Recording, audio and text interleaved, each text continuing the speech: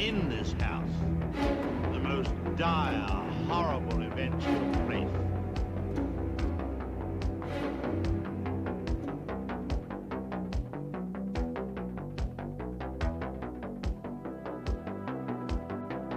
We are not content with the stories. Slice the lives come. Be my victim.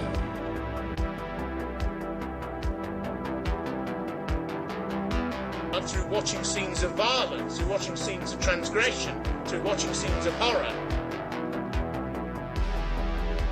There's an enormous amount of sort of abattoir of excess.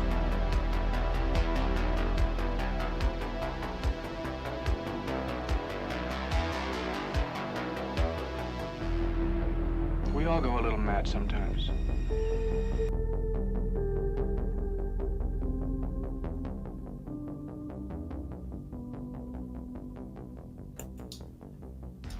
Good evening, chat.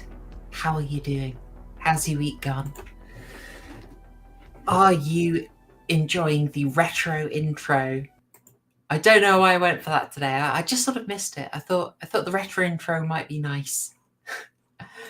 I'm going to ask for a bit of patience today. We're having a few technical problems. Hopefully, I'm going to click a button and everything is going to be all right. How you doing, Yizz? Oh no, it's not all right. Hi, Horrorshow. I'm doing great. How are you, guy? Yay, it's working. Woo! Oh, Solved it. It's so great to be in the presence of two amazing YouTubers like yourselves. Oh, thank you, Yizz. That's really kind. She's so sweet. She's a sweetheart. This is why we have her on. Okay, we do have some technical problems. We are trying to get sound from Yizz, and we cannot hear you, Yizz, I'm afraid. It's not coming through. All right, chat, bear with us. I'm going to do a little bit of an intro. I'm going to get us into it, and hopefully we get some sound from Yizz soon. She may pop in, she may pop out. Like Cotton Eye Joe, she may come, she may go. We're not going to understand why, but if she gets to speak, we're going to be super grateful because we're actually covering her film tonight. And what a daft film. And I mean that in a nice way. Yeah. I came into this with a really different expectation. I had fired up my interpretation based on the fact that Lifeforce is written by Dan O'Bannon, the chap who wrote Alien, and I was ready to read the whole film through that lens. Right. And that was sort of helping me through the first bit, and then rapidly this film became something very, very different. Yeah. I mean, you could have just called this film Space Vampires. Really? It was going to be, but the producer wanted to class it up. Oh, no way. Yeah. So, obviously the novel on which Lifeforce is based is called Space Vampires. Hello? Right. Hey! We have Yizz! Yizz! Hey! Okay, I have no idea what the problem is. I literally just did the same thing 20 fucking times in a row, and it finally just worked once. All you had to do is bust through the family-friendly barrier on the stream. Hang on. I really hate StreamYards. That's why I stopped using it, because it just it almost never works right when I try to do stuff with it. Anyway, forgive me for being so goddamn frustrated. I've been trying this for 20 minutes. I started a quarter till trying to make all this work. Oh, I saw the struggle. So what finally ended up working was I completely cleared the entire, because Opera is always my backup browser. Mm-hmm. And my usual browsers, nothing was working. So I completely uninstalled and stripped all my user data out of Opera, installed a fresh one, and it finally noticed that I had AV equipment. And when it noticed it, it said, okay, you're allowed to join the stream now. So every time I would click join, as soon as I got in here and you added me in, it would say, uh-oh, we don't detect any sound equipment, and would automatically kick me back out. That has to be on StreamYard's end. I don't know what on my end could be doing that. So, Yeah, not a clue. I mean, we had the thing in the Psycho stream. It kept dropping my mic. If Ugh. anyone was in there, you guys saw me just dropping out, and the private chat was Mitch and Waifu just being like, she's gone, where is she? And it was yeah, I think I remember that. StreamYard every couple of minutes would just say, yeah, you know Well, what? Cthulhu's entropic energy in society will continue to push forces of bioleninism to make everything decay. So it's a miracle we can even talk at all right now. It is. Well, speaking of bioleninism, I think what you were trying to say was that if you try communism enough times, eventually it will work. No, I was actually going to say, speaking of Cthulhu, we should talk about the awesome movie. But no, it's just because your mic settings, you tried the same thing over and over again, and eventually it worked. And you're giving them hope. No, don't do that. Well, I don't know. Like, I don't know why it finally took. It's just that I just kept reinitializing it with a fresh, empty browser and just kept spamming refresh fast enough for it to finally pop up the "Will you allow mic access" thing. And when I clicked yes this time, it actually took. So that's why I think it's a problem on StreamYard's end, is because I just brute forced it by rapid clicking over and over again, and then it finally worked. We are very glad you got through, because Me honestly, too. I was feeling so guilty. Like, this is the year's choice. It is. It's one of my favorite movies ever. I love it. Gatekeeping you.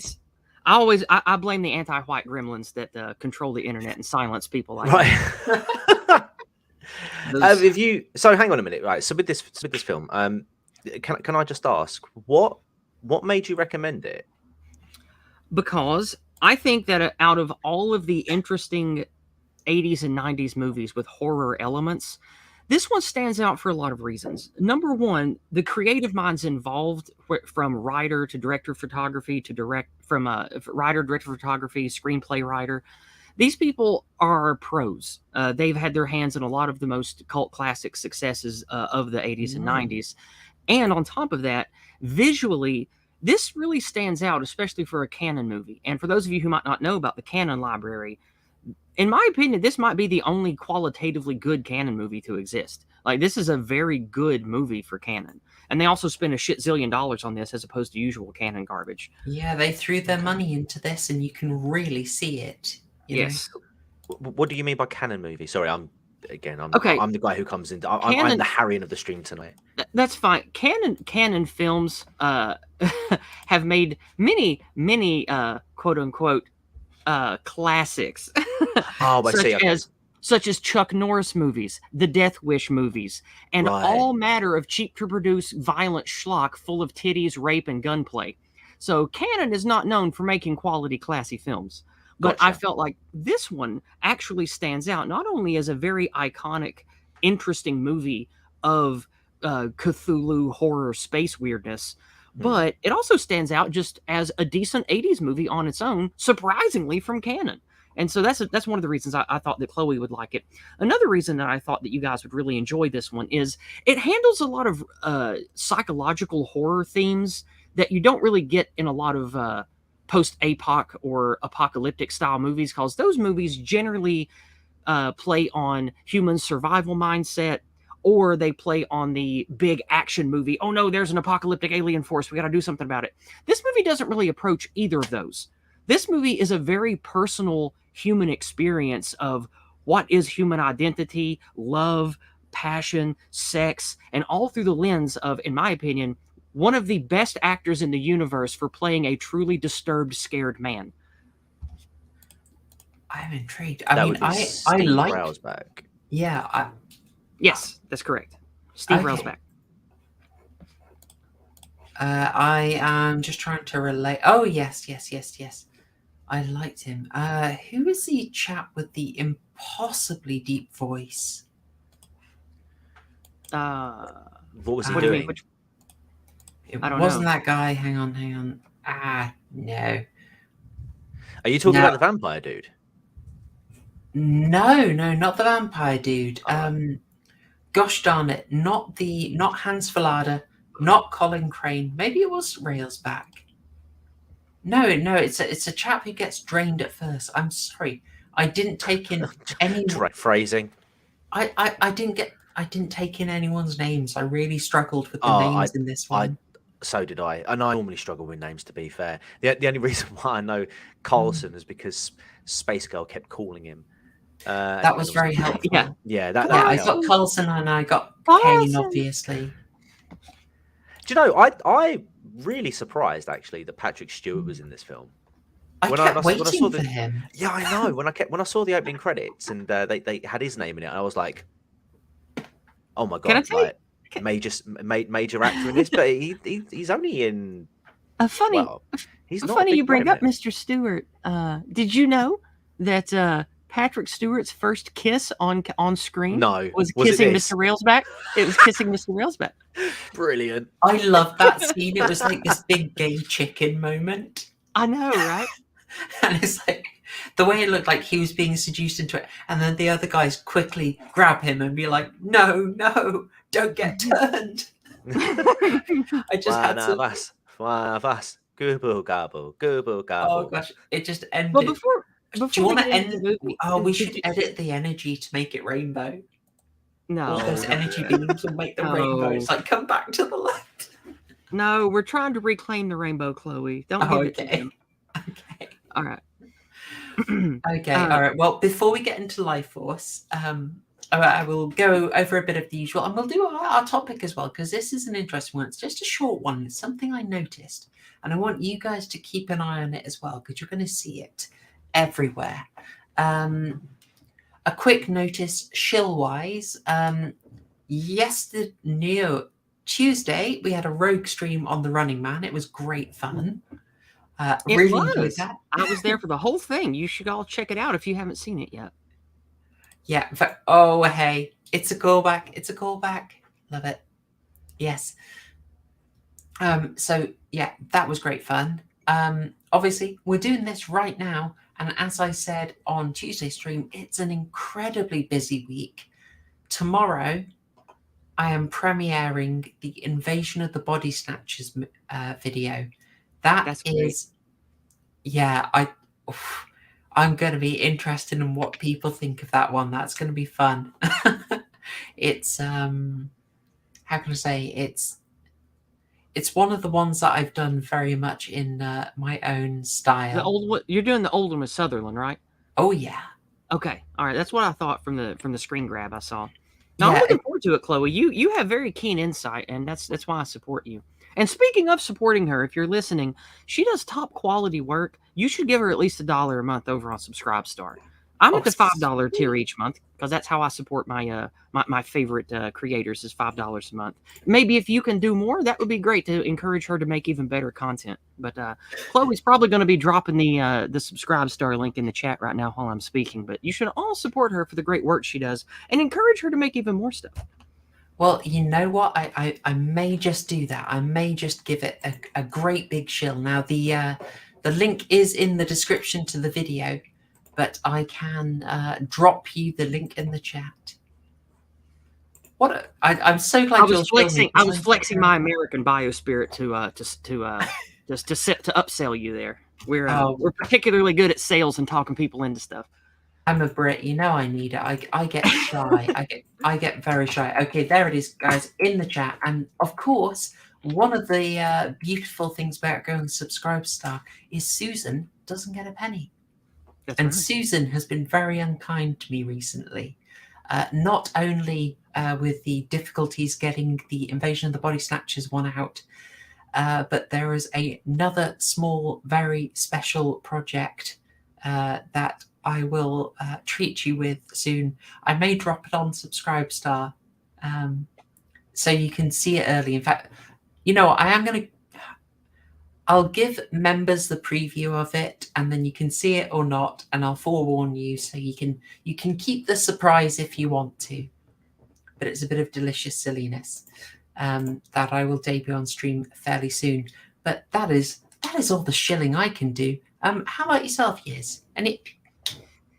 I do Discordant Dragons on Monday evenings. It's very late Bongland time. It starts around 11 p.m. you guys' time. But I stream to YouTube for that stream, but it doesn't stay up because we cover it is a variety show where I pretend to be the counselor to the ambassador of worms. I'm sorry, Ambassador to the Council of Worms. It's an old D&D box set.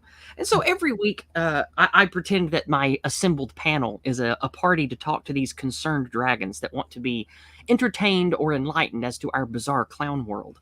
So we cover hot topic news, and we have completely uncensored discussions about it. And at the end, we are rewarded from the Dragon's Treasure with spicy memes, banned cartoons, white pilling videos, and all matter of things that make Susan cry. So that is my variety show every Monday night, and it's gotten pretty big. I've gotten over 100 live viewers several times on it already. So nice. It's also available, of course, on DLive, Entropy, and Odyssey, and the VODs stay up permanently over on Odyssey. So you can check out. I've been doing it for 2 years. We have 57 episodes, 56 official ones, and a pilot episode with Scrump from about 2.5 years ago. Nice. All right. Yeah. Cool. Yeah, it is a fun way to get your sort of current affairs with a very unique filter on it. So recommended. I put my link. I have a findmyfriends.net link since I'm one of the unmentionables that got purged from Linktree. Charlemagne made us a site to replace Linktree, so I have a Find My Friends here.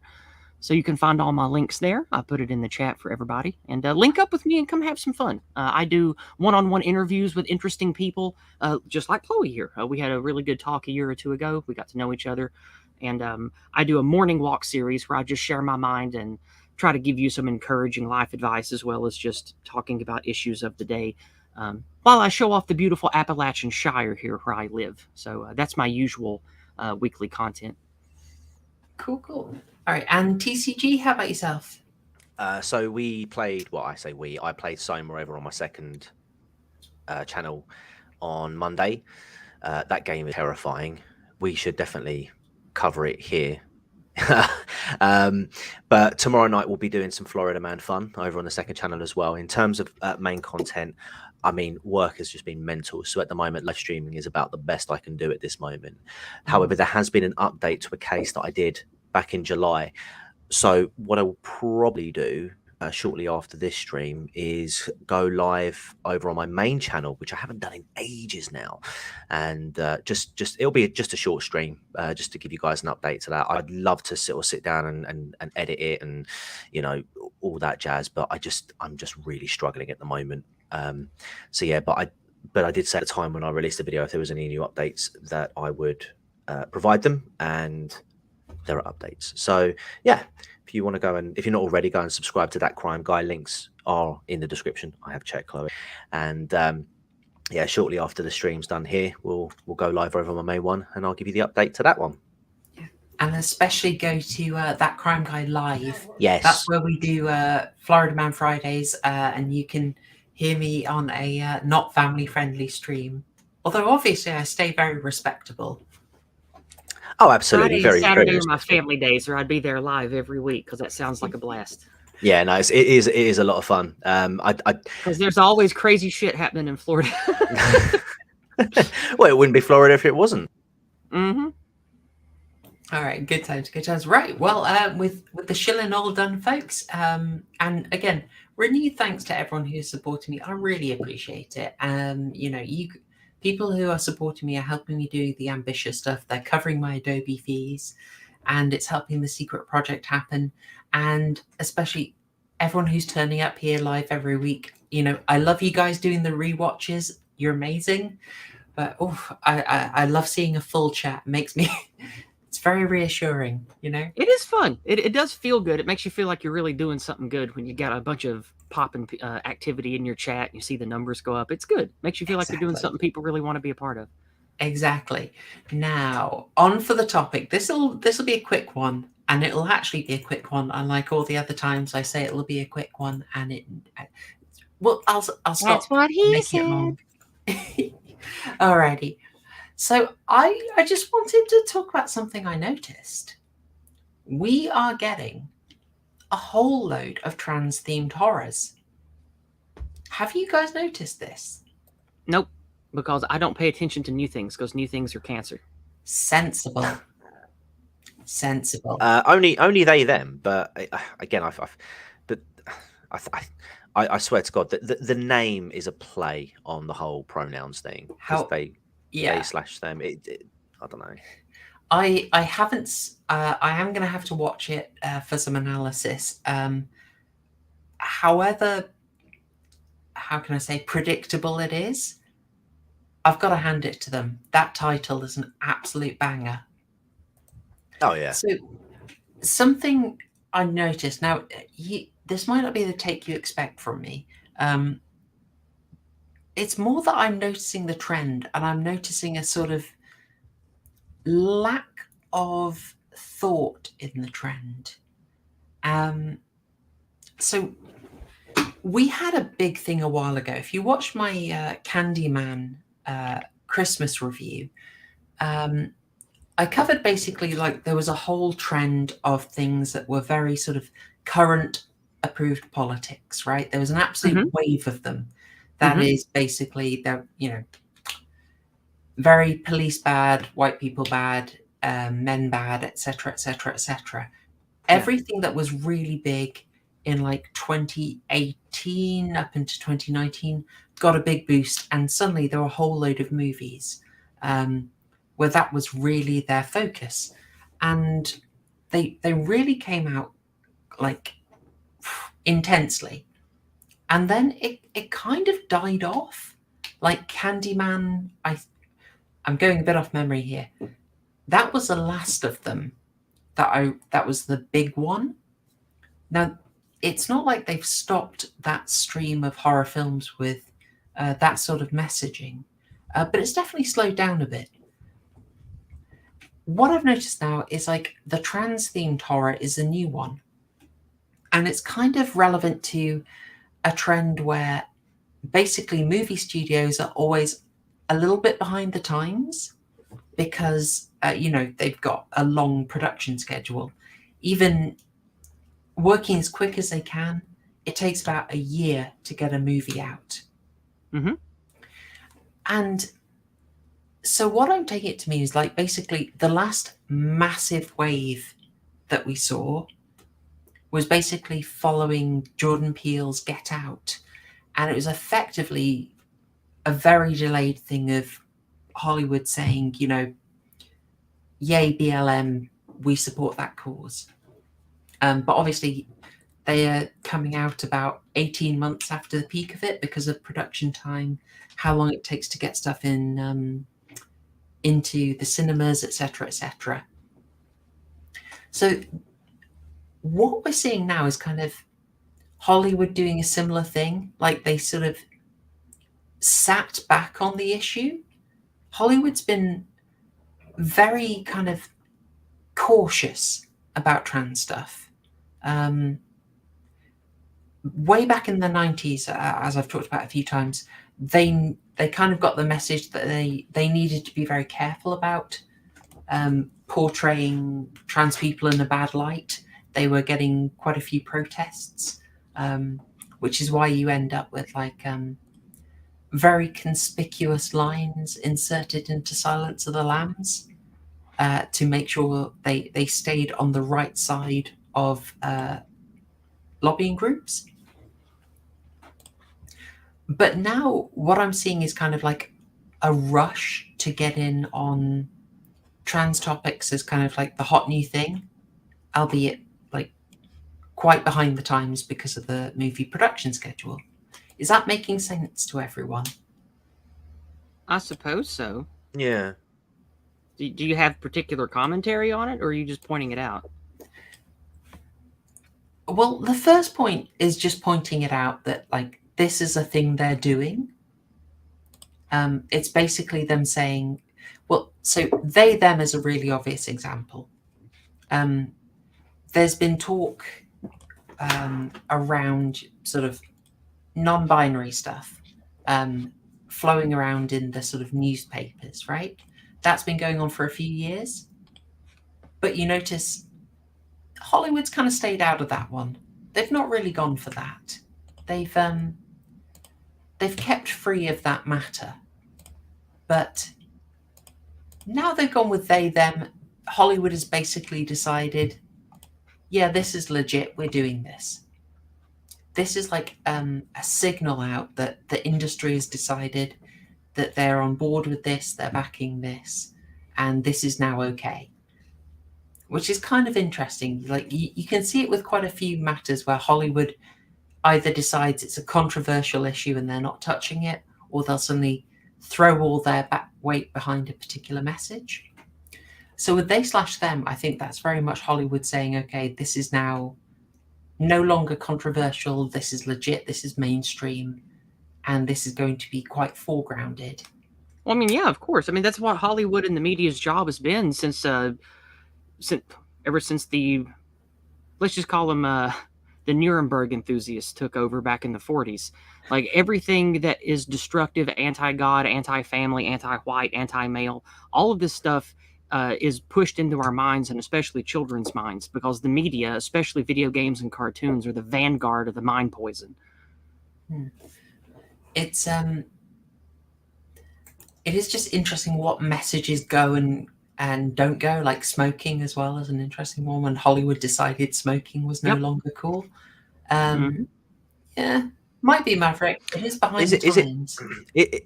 Is it that? I mean, you mentioned it's behind. You mentioned a couple of times that it is behind the times, and production values will obviously have a massive role to play in that.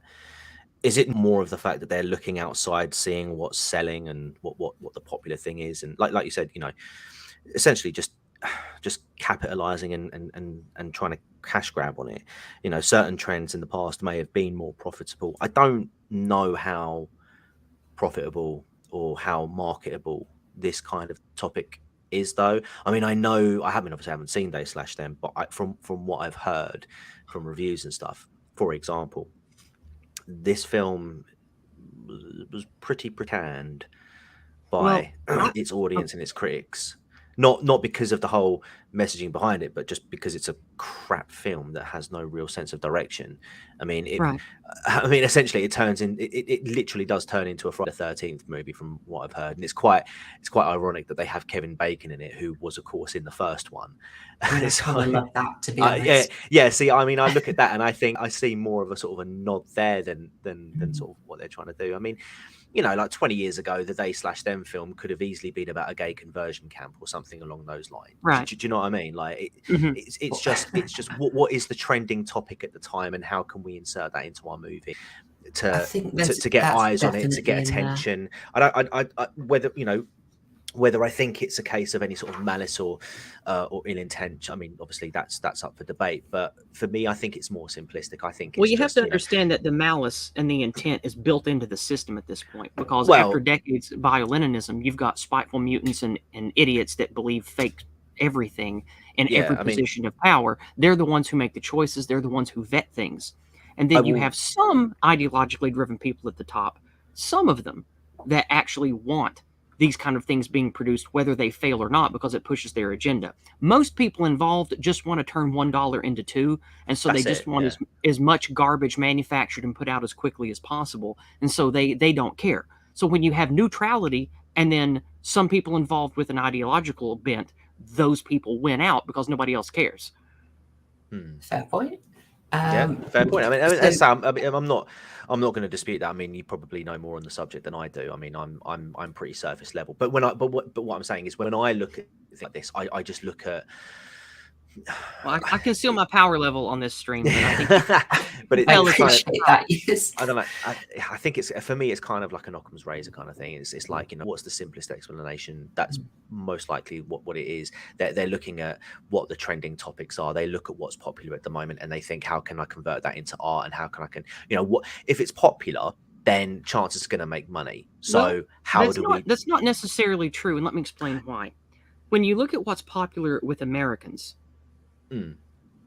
it's very obvious by how the big erection went a few years ago with Mr. Drumpf. But those Americans, do you think they want to see this filth? No. But that's what I'm saying. I think the message. But no, let me stop you there, because this is why I don't think that this particular trend or this particular topic is going to succeed as being as successful. And I think because for that, and I think social media itself has a massive impact on this, because what do you see? What voices are amplified? that skews the perception of the public, or that exactly. So whereas 30 years ago, or just before the advent of social media, it was pretty easy for Hollywood to get an idea as to what was popular, because it felt more natural. It felt it doesn't feel as artificial as things nowadays do, because everybody knows that social media is manipulated. Everybody knows that algorithms sort of cure things like YouTube. Most importantly, here we need to address your word people. It's not regular people. Social media is highly curated, especially the ones that wealthy people and production teams and Hollywood trolls see. They see Twitter. They see what Facebook and other mainstream things show them, which are heavily, heavily curated towards the pause. Yeah. And so you show to them, hey, look at all these polls. Look at all this data that show the people want pause. And so people that are just cigar chomping money men are like, yeah, sure, give the public whatever they want. Just turn my money into more money. And then you've got some ideologically driven asshats that, of course, are glad to do this stuff, to push their agenda and to push all this other stuff. So that's sort of how the sausage gets made, of why we always get progressive garbage with lots of money behind it instead of reactionary garbage. Yeah, but I fully agree with that, and I think that's why this is the thing. This is the rub. This is where I think that this kind of trend will fall flat, because this is more of an official trend in my view. That's not to take away the conversation or the topic or the discussion or anything along those lines, but it definitely feels like people are expected, the people who are creating articles, the people who are creating the polls, the people who are crafting the narrative want this to be successful, and they will manipulate that to make it appear more popular than it actually is. And then when you get people in Hollywood look at that and perhaps not take that into perspective, they just go, oh, this is popular, let's do something with it. Why did it flop? What was going on? Do you know what I mean? You hear more of that nowadays. Oh, certainly. And to speak on that, outside of the culture war, there's something we also have to acknowledge, which is technological development and how society has shifted around it. When you look at the lower quality of writing, production, shooting, and how the selection process is just anything goes now, two things here. Number one, no matter how shitty something is, you can hold on to its rights and at least recoup a whole lot of your money you've invested, because of all of the different sites like Tubi and all of these other ones where you can just sell your license and, oh, this is just a free site where you can click and watch some ads and see a shitty movie. So people that are money holders know that, and that's a technological thing outside of any ideology. Number two, because of the information age and because of how easy it is for one person to understand audio-visual creation process through the internet, using anything from the Photoshop bundle to any of the freeware stuff around that, you could have a small team of very creative people now creating their entire works on their own. So a lot of the most motivated, brilliant creators, they don't have to go through studios, and they don't have to deal with the cigar chompers anymore. They use Kickstarter. They have private backers. They crowdfund, or they just do it themselves. And so some of the most creative, best writers, artists, etc., they don't have to deal with money men in studios anymore. No. So that's another reason. You've got a brain drain on the studio system for that reason too. So there's a technological side of this besides the ideological side. Oh, absolutely. I mean, I think ever since YouTube sort of kicked up, and you could make the content from your own room, and I mean, look how far that's come over the last sort of 15 years. Some of the production quality of other channels, Chloe, for example, it's like more people listen to Joe Rogan and Tim Pool than Fox and CNN combined. It's incredible, and you'd have to ask why it is. And again, I sort of go back to, with people like your Tim Pools, your Joe Rogans, those are natural conversations talking about, real life topics and things like that. Well, whereas I think that's generous, but go ahead. Well, okay, but no, but whether they're right or wrong, whether they're right or wrong is irrelevant. But the point is, like, if you sit down and you watch a Joe Rogan podcast, you're watching two people just having a chat. Oh no, I was just making a funny joke. You said about real topics, and I don't know if talking about alien lizard gods and DMT journeys. I don't know if that's it's all real, Yizz. It's all real. We're about to talk about alien lizard gods tonight. Come on. Exactly. But that's not real to redirect slightly, I just want to point the sort of second part of this topic that I just wanted to point out was that sort of sorry. It's all good. It's all good. It's sort of in the rush to do this.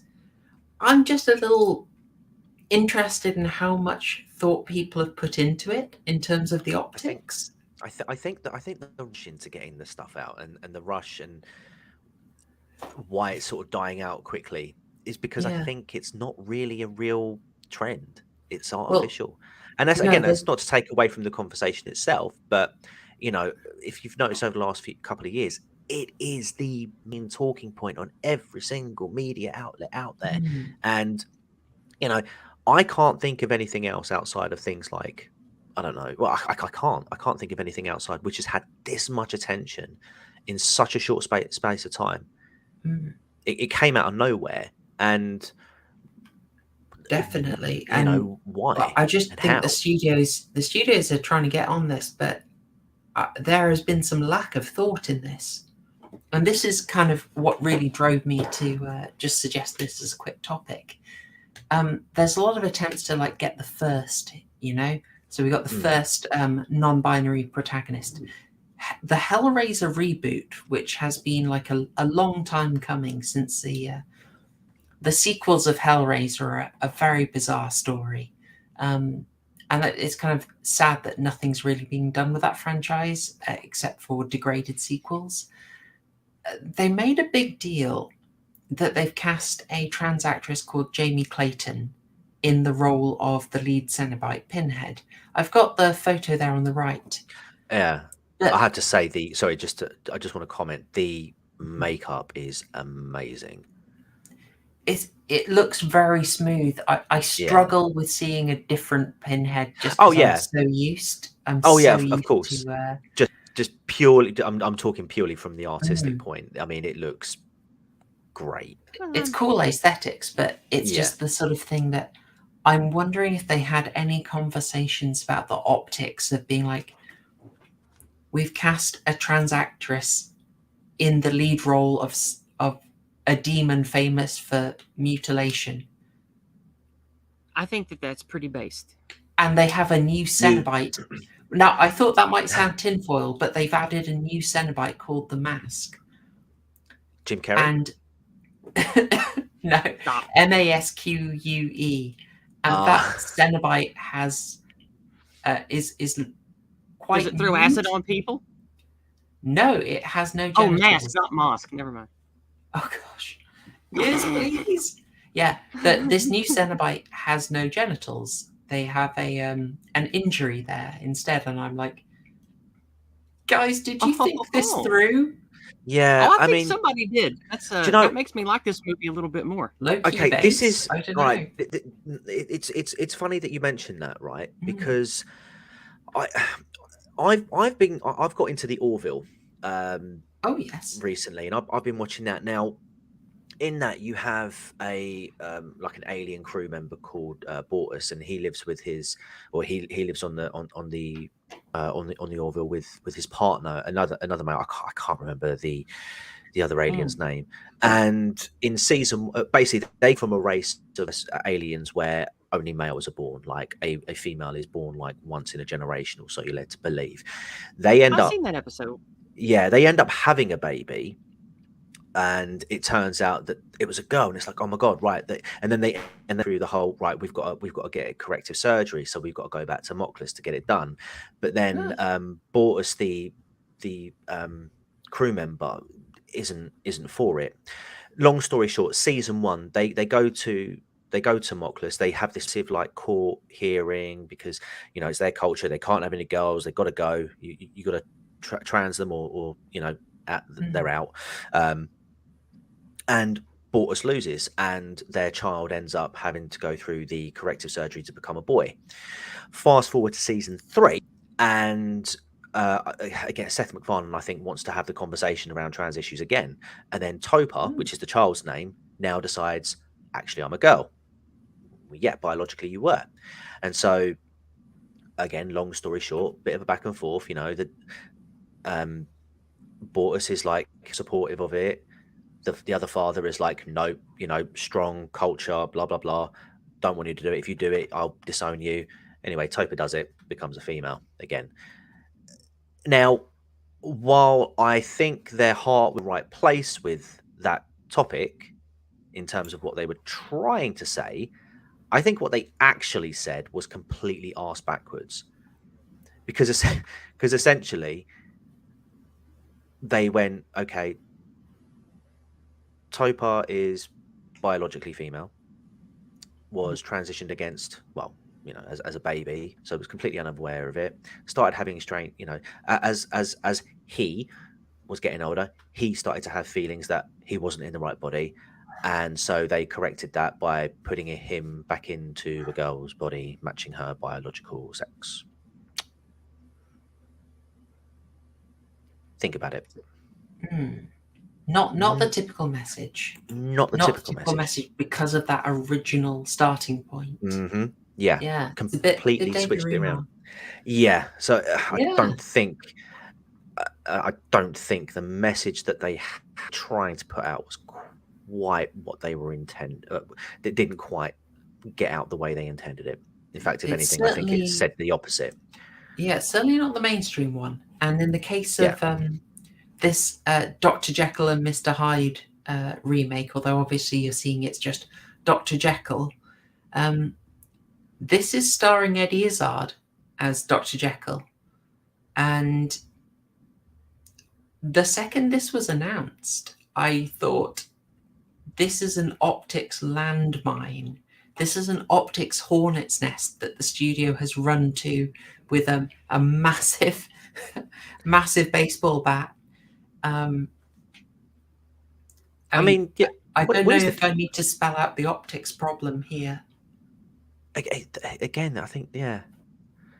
It's you've got Eddie Izzard as, you know, a respectable woman who has a secret violent side that's secret. A secret sort of other personality that comes out and is violent, and I'm like, oh no, the optics. I just don't think they think these things through. Whoever's coming up with these ideas. I think you're wrong. I think these things are thought through in a very specific ideological bent. Well, certainly getting the message out. I'm guessing the script is going to have put a lot of effort into making sure that reading is explicitly rejected by the film, but it's just sort of like the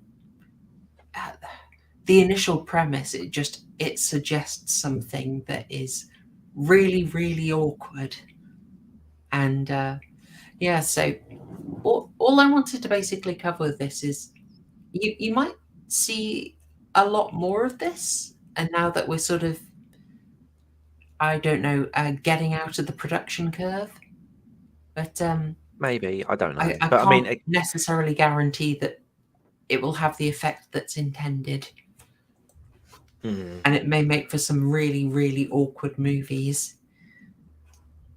I don't know. I feel like if it's too politically charged, then I'm just not interested. Oh, you know what I'm like. You know what I'm like. I'm just surface level dude. Give me the shooty bang bangs and the loud explosions, like the Running Man, and I'm happy. If you like loud explosions and shooting, have I got a film for you, TG? Good transition there, Chloe. Nice. Yeah, it's a short topic, but I just noticed it and I was like, we're gonna have some awkward films. We're gonna have some films where the studios have to make some explicit statements to be like, no, that's not what we meant. That's not what we were saying. But anyway, that is for quite far down the line. If I'm right, I wanted that prediction out there. But this one is not in current year. This is way, way back. A more innocent time, 1985. But not necessarily a more innocent film. No, certainly not. No. Yeah. Okay. Lifeforce. And folks, as we're covering Lifeforce, we are going to go full spoiler mode, of course. So don't be surprised. We had the warning. We're covering it in full. Yeah. there's absolutely no way to have a commentary on this movie without total spoilers. Yeah. So just to, as I'm trying to make the new tradition, the pint of Guinness summary.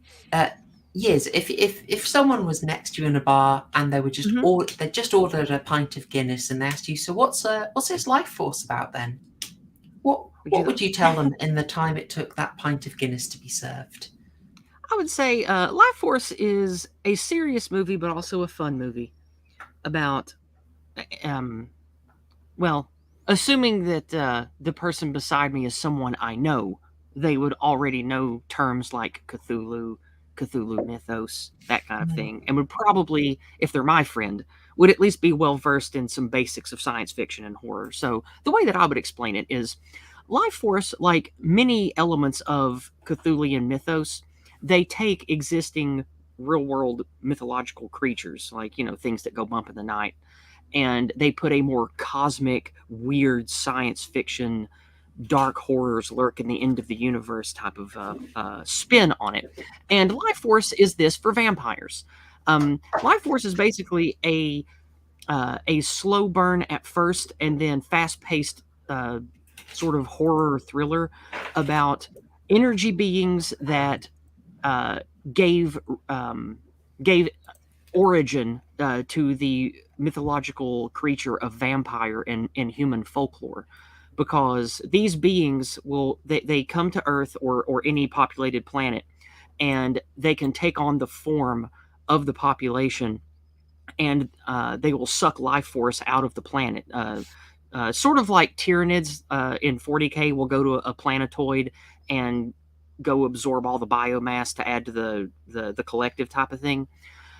These vampire creature things will come to a planet, and they choose members of that species to absorb into them and take back with them to their ship to expand their, I guess you could say, their repertoire of mind and spirit and genetic code of the different creatures that they feed upon throughout the cosmos. Now, in the book, Tyrannid. I'm sorry, what? So yeah, that's pretty Tyrannid. I mean, that's what the gene stealers do, right?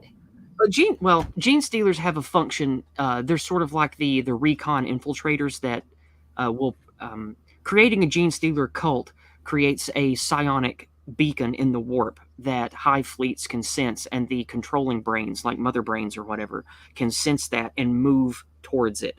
That's the purpose of a gene stealer cult, is to be a beacon and to have a foothold for takeover and absorption.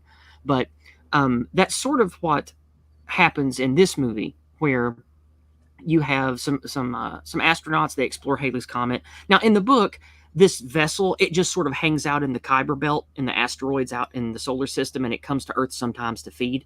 So, and apparently they've done this for millions of years, maybe in this solar system or other ones. But for the purposes of this movie, Hooper made the choice to change it to Halley's Comet, since Halley's Comet was visiting Earth just a year after this came out. So they changed it from the asteroid belt to this alien space vessel thing just floats in the wake of Halley's Comet, and that's how it visits places. But anyway, to make a long story short, this is a movie about human beings sort of interrupting the process and getting a head start by bringing back from the alien spaceship in Halley's Comet's wake to Earth 3 specimens of these cosmic vampire things. And then, of course, things go sort of according to plan, because the vampires were going to feed on Earth anyway.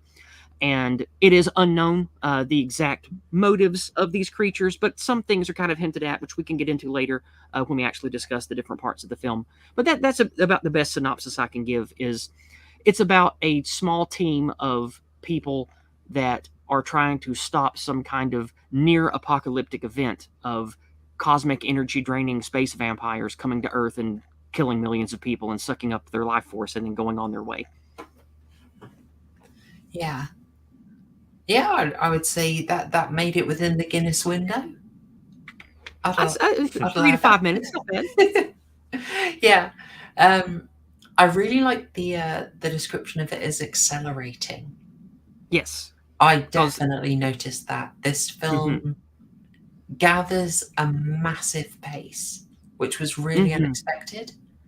Because it starts off slow, sort of like a Space Odyssey or something like that, where you think, oh, this is going to be like a slow, weird, quiet, creepy type of thing. And that's like the opening. And now the director's cut adds several more minutes of that. And I think that Hooper wanted it to have more of a slow feel instead of a fast action feel. But I don't think the studio wanted that, and they fought him on it. So, but it does start off very slow. The tone stays about the same, though. This movie's good with tone, but the pacing slowly ramps up to a very frantic pace in the third act. Yeah, I sort of thought it was quicker than I expected at the start. So I was a bit thrown off by who the writer was, because this is written by Dan O'Bannon, writer of Alien. Alien, obviously, from 1979. This is from 1985. This was made as part of a... He also wrote Return of the Living Dead and Return of the Living Dead 2, remember? Mm-hmm. Oh, yeah. So the guy does a big variety, basically. And maybe I should have expected it. I kind of had this feeling in the first bit that basically it was speed running Alien. And then I was so completely wrong. Like in a way, it speed runs Alien, and then moves. Then the rest of the film is basically all on Earth, and it was just absolutely not what I was expecting. So I was really bowled over by that. One of the things I like about this, I'm going to ask you if you think the same. Do you think this movie is not really like anything else, especially at the time? Good question. There's a heck of a lot of not one thing in particular, but I would say it very, very clearly is close to Alien at the start. I mean, specifically with having a very biological ship, I sort of did think, okay, yeah, we're speed running Alien. This is Alien with ADHD. But then it gets onto the British streets. And then I'm just really reminded of like John Pertwee era Doctor Who and Quatermass. And I was just thinking, this is great. This is wonderful. This is from Britishness. It definitely is. That's one of the things I like about it a lot. It had a very English feel to it. My favorite bit was those two lads when a body is discovered in a park in London. And there's a couple of lads that they interview. And the lads are just pure British serfs. Just saying, you know, a proper fit bird. Yeah, you know what it was for me, right? It was when it's quite late on in the movie when Carlson and Kane go to like this sort of like bunker or whatever it was. To me, I can't remember who it was. It might have been the Prime Minister or whatnot. And obviously, everything is going up in everything is going tits up, and death and destruction is just around everybody. And they go into this place. They see this female receptionist, and she's sort of like, here to see so and so, and she's like, "Oh yes, okay, yes. Would you like a cup of tea?" I'm like, quintessential Britishness. The world is falling apart, and yet you'll still offer to stop and make a cuppa. Well, yeah, certain things are important. Absolutely. There was I thought most of the film, because they got off the spaceship section super quick. I was like, oh, okay, it's on Earth, right? Well, I guess the rest of the movie is going to be like The Thing, where they're all kept in the Space Science Agency, and they're going to have to deal with tracking her down. And then she escapes, and I was wrong again. So the scale of the film just kept getting bigger and bigger. It caught me out constantly, which I think is really unique about it. It's really interesting you said about that with regards to sort of like the where this film would take place. Am I the only one who had to keep getting reminded that there was a spaceship? No. I don't think so. I kept forgetting. Well, not that I kept forgetting about it, but it was just every time they sort of referenced the spaceship, it's getting closer to Earth, what's it doing? I was like, oh yeah, there's a spaceship. Because obviously all this stuff's because there's so much focus on obviously the vampires and I just kept slipping my mind. Yeah, Just me then. it was no, it was something that slipped out of my notice as well. Really? They did mention it, but yeah, I was a lot more Yeah. focused on where they were going. They had good motivation, like constantly you knew what they were up to, and I'd it like kept to- switching things up, which I really liked.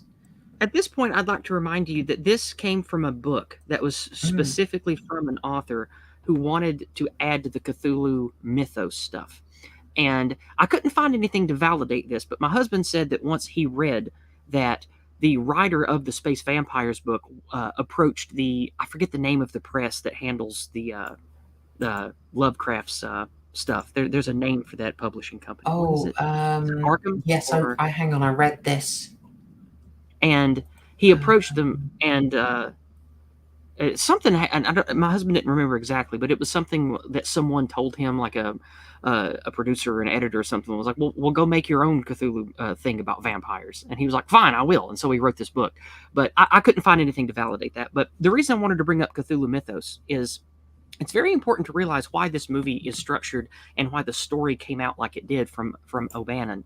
Is Cthulhu stories, especially the Cthulhu mythos stuff that's built around Lovecraft's works, but also in Lovecraft's works themselves, is something starts off as a scientific or natural oddity, and people start picking at it. And then it gets weird and dangerous, and then it gets bigger than they know, and then it gets bigger and more dangerous than they can even comprehend. And I think this movie does a good job of that steady step of revelation and making things so big that you can barely comprehend the danger or what's even going on. And I think that is a very important tone in Cthulhu mythos. And this movie handles that and presents that very well.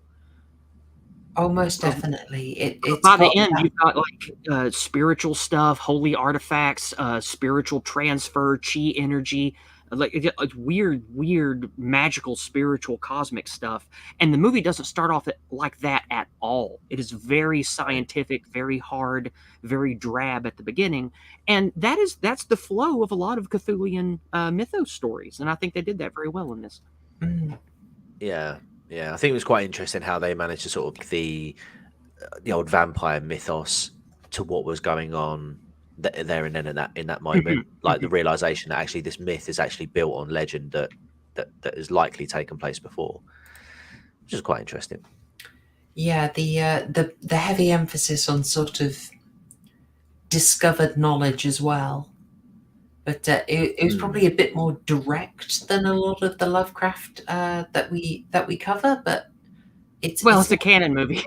Yeah, but it's not far out there. I would say one of the other distancing factors is that someone is basically ultimately able to resist.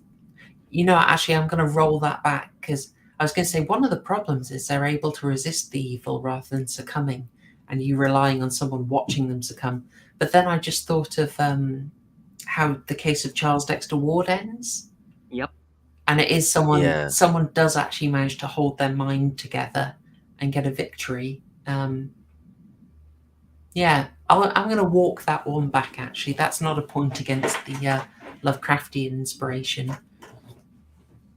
But yeah, this... I'll tell you another thing this really made me think of just at the start. I'm going to try and rein it in, because I'll just be saying, this film was beautiful a lot. And it was. At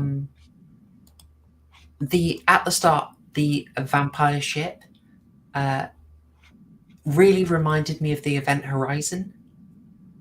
Yep. Oh. Just like the huge length of it just made me think, girth. The sheer girth of it. This is 150 miles long. Here's an interesting factoid I discovered reading about the crafting of the movie today. The initial model that gave the silhouette, before they added things onto it, it was a big asparagus. Oh, and that's an artichoke? Do you mean an artichoke? Or that's what I meant, artichoke. Yeah, I'm sorry, I get those mixed up in my brain. I meant artichoke, sorry. I'll see if I can get a photo of it. I know I do have a screen cap of it. But I read that on IMDb earlier that the initial model was a big artichoke. Yeah, I've got it. So I'll get that on stream for people who didn't manage to rewatch it. I've seen a few of you saying sort of, I saw this 20 years ago. Yeah, look at that. That's you can see it. You can see it. Yeah, artichoke. There it is. I looked it up. It's artichoke. So many good shots in this. A lot of the screen caps I've got here are just shots that I thought were a bit beautiful. The cinematographer is Alan Hume, who's been behind quite a few Carry On films, which I found bizarre. He also did Dr. Terror's House of Horrors and Return of the Jedi, of all films. Oh, wow. I know, a bit random. He's done clearly nothing someone else like with chops. this, and, yeah, I didn't really recognize Tobe Hooper's directing either.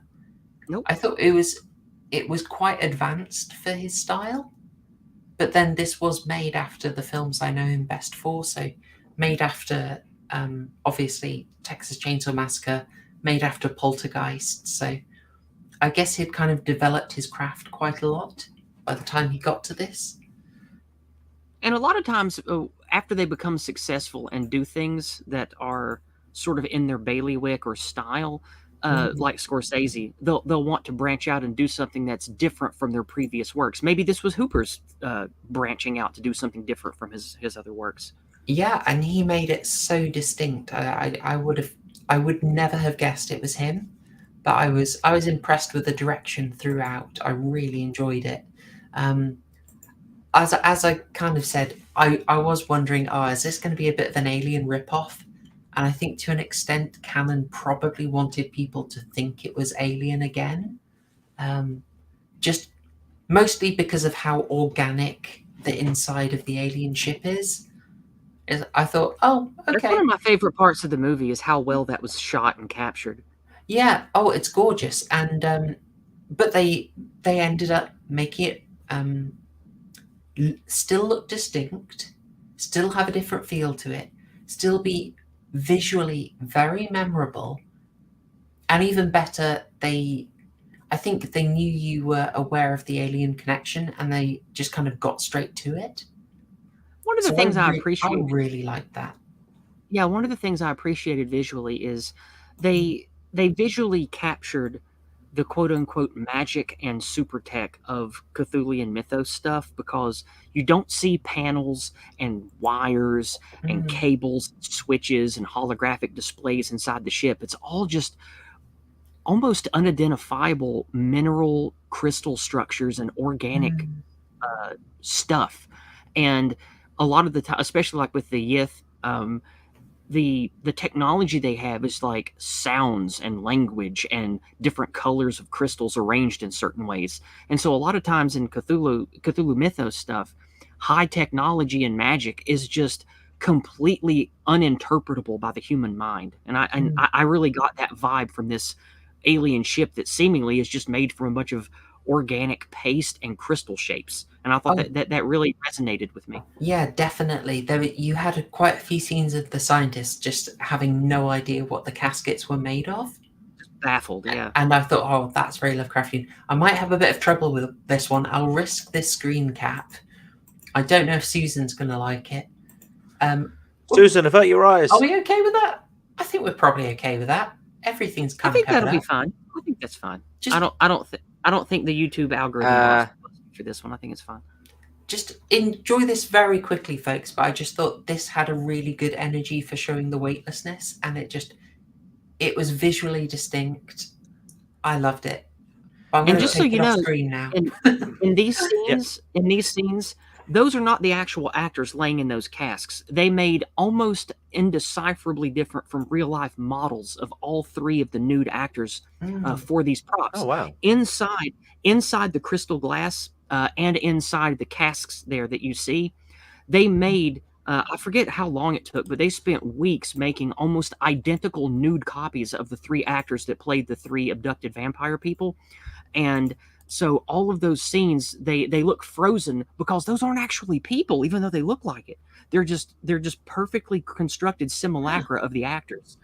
And one of the notes that I read today on IMDb is the one of the actress is quite a sought after collector's item for for reasons you might guess at. Oh no! Oh. I suppose it fetched quite a pretty penny on auction. It does have a very so the our vampires, our 3 vampires that are discovered in a very memorable structure. They're just sort of nude in those cases. The only vaguely recognizable, identifiable thing in this grand alien organic structure that starts to have a sort of psychic effect on the astronauts immediately. It's powerful stuff.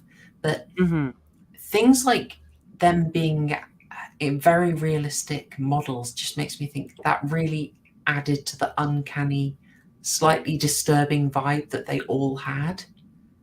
And speaking of that exact theme, the actress that played the gorgeous vampire lady, I think her name's Matilda May. She is actually someone from a well-to-do family in France, and she was trained on proper classic ballet from a young age, and so because of her ability to move with grace and almost practiced superhuman dexterity and grace, Hooper and I forget the wardrobe person, but Hooper and the wardrobe person really liked her because even her movements, she was good at flowing and moving in a very alien way, and she was very comfortable being nude. And she spent almost the entirety of the scenes that she was in when they were shooting that day, not even wearing a robe. They had these little black rubber soles that they used spirit gum to glue to the soles of her feet, so she could walk around on the ground. She could walk on broken glass for the sets. So she just spent the entire time that they were shooting these scenes just completely butt-ass naked the whole time they were shooting. And she got so comfortable being nude that it really added another level of comfort and creepiness to the uncanny valley effect around the Space Girl presentation on film. All I'm going to say is I appreciate that method acting. Also, just to sort of add to that as well, she again, I learned this on IMDb not that long before the stream, that apparently during her audition for Space Girl, she had to learn her lines phonetically because she didn't know a single word of English at the time. And I read that too. I forgot about that. Like during the 6 months she was in England while they were shooting the film, she managed to learn English, which I think was pretty impressive. Yeah, indeed. But the fact that she is naked 90% of the time is why I do not have many screen caps of her. But and also, before the movie started, she had just turned 18, so she was very, very young and fit for this movie. So I do have to say that age difference does make me a little uncomfortable. There was a weird bit of trivia about sort of her presentation whilst nude. I'll just try and find it because it was a weird little note about Tobe Hooper having arguments with the costume about how hairy she would be. Oh yes, and like I have a lot to say about this, actually. And oh gosh, yeah. Murgu, she said apparently she also boosted video rentals by 3 times. Oh, well, you can imagine this being can't imagine why. VHS, can't you? The suit, can't imagine why. The suits wanted her to have pubic hair to show that she wasn't a child, and anyone looking at her obviously knows she's not a child. But one of the reasons that Hooper wanted there to be no genitals, he didn't want there to be genitals on the men either. He thought that these creatures looking like simulacrums of humans, one of the best ways to show that was to use makeup to cover up the belly button and to hide the genitals, because that would make them look even more creepy simulacra. But that didn't happen, and the suits wanted them to look more human, and it just didn't go. There's a really good commentary on this movie that came out with the Blu-ray years ago. I listened to it with my husband. That was years ago, and this is where I learned some of this. But apparently Hooper and the others involved, they wanted, instead of just it being naked people, they wanted to doctor them up a little bit, but that didn't fly, and they couldn't find a good way to remove the guy's bit and tackle. And so they ended up just putting flesh-colored material over the men's genitals, and they used, I think, trimmings from a wig to give her a dusting of pubic hair or something, because they already had her fully waxed and they were going to hide all the genitals. But then the suits were like, no, you can't do that. You can't show no genitals because then it'll look like she's just a bare young girl. And Hooper was like, no, you idiot. She's got tits the size of Maine and whatever. But that's a interesting story about genitals and pubic hair here is Hooper didn't want her to be barren because he wanted her to look like lolly bait. He actually wanted her to look like she had no genitals at all for alien creepiness, and he was going to do it to the men too. And they already had them all waxed, but then censors got involved, and they were like, "No, you can't do that." And so that's why we got what we got. Yeah, it is very striking in that the fact that she is absolutely unabashed is quite unnerving and very effective. That sense that she is always in control is pretty great. Like, she gets out when she should be the most vulnerable. You know, she's she immediately sexually forces herself on the first person she comes across.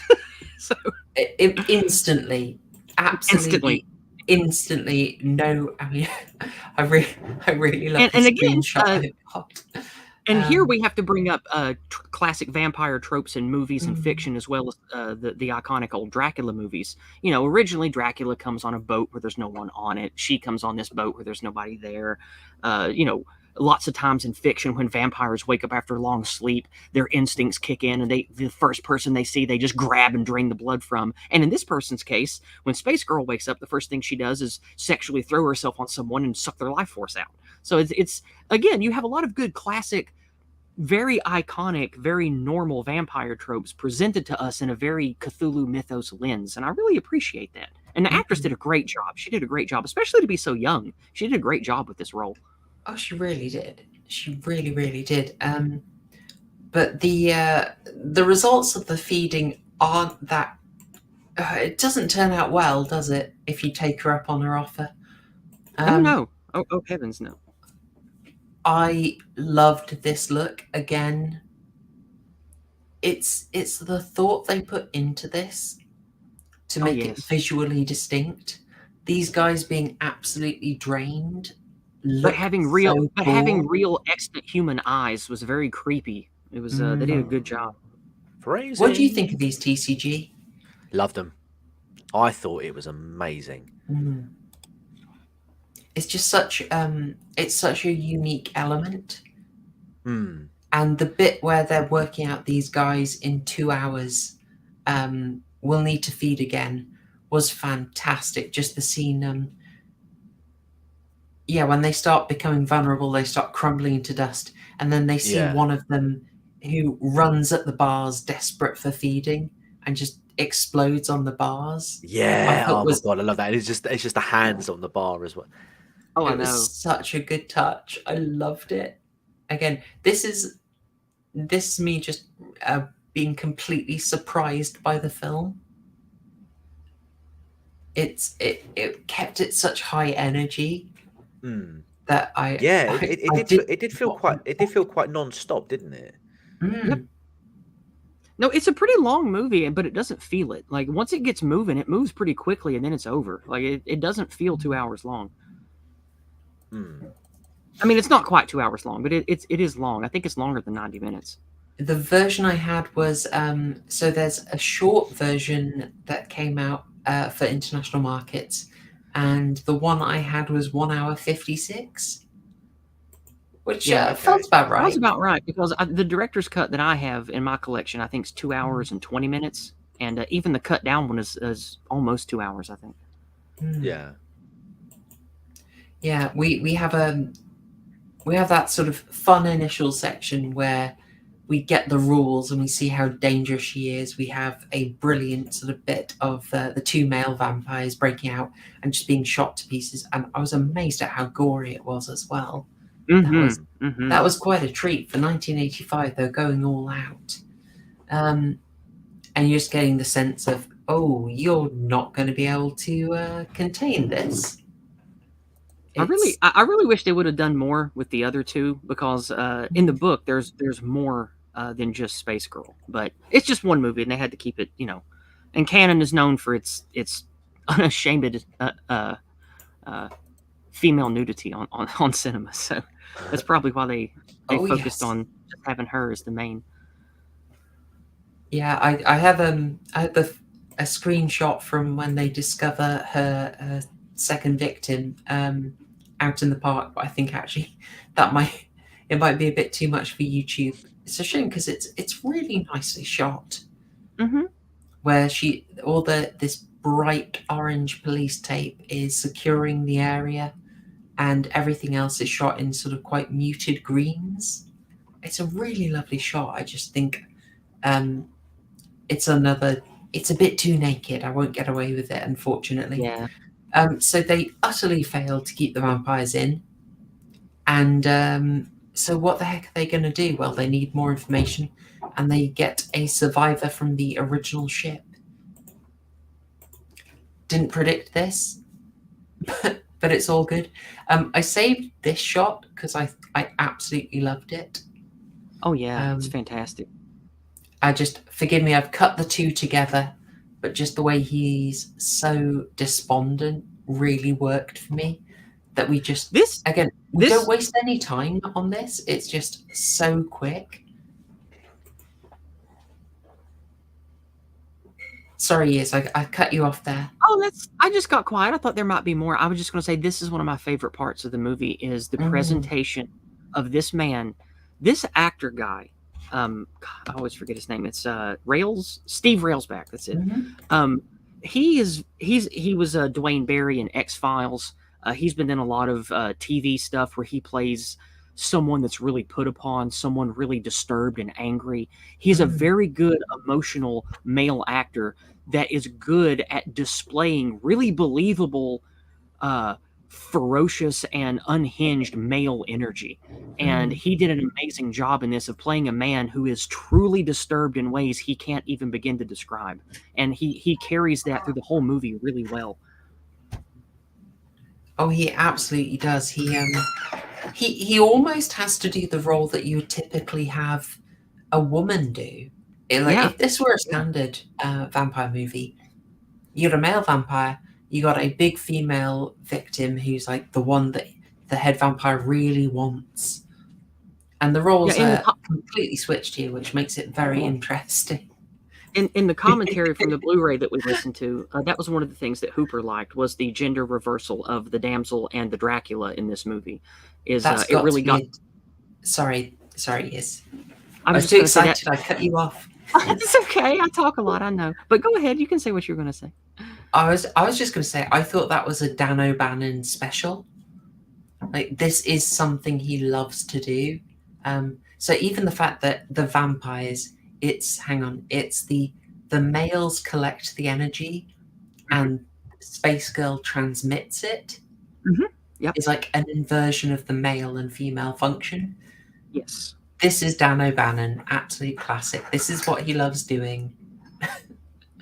In the book, the vampires don't have sex or gender or physical bodies at all. They're just weird, parasitic, or in some case, someone might even say symbiotic energy beings that come to planets and choose. They find who they're most mentally and spiritually sympathetic with and choose them as nominees to be absorbed into the energy collective and take them back to the ship.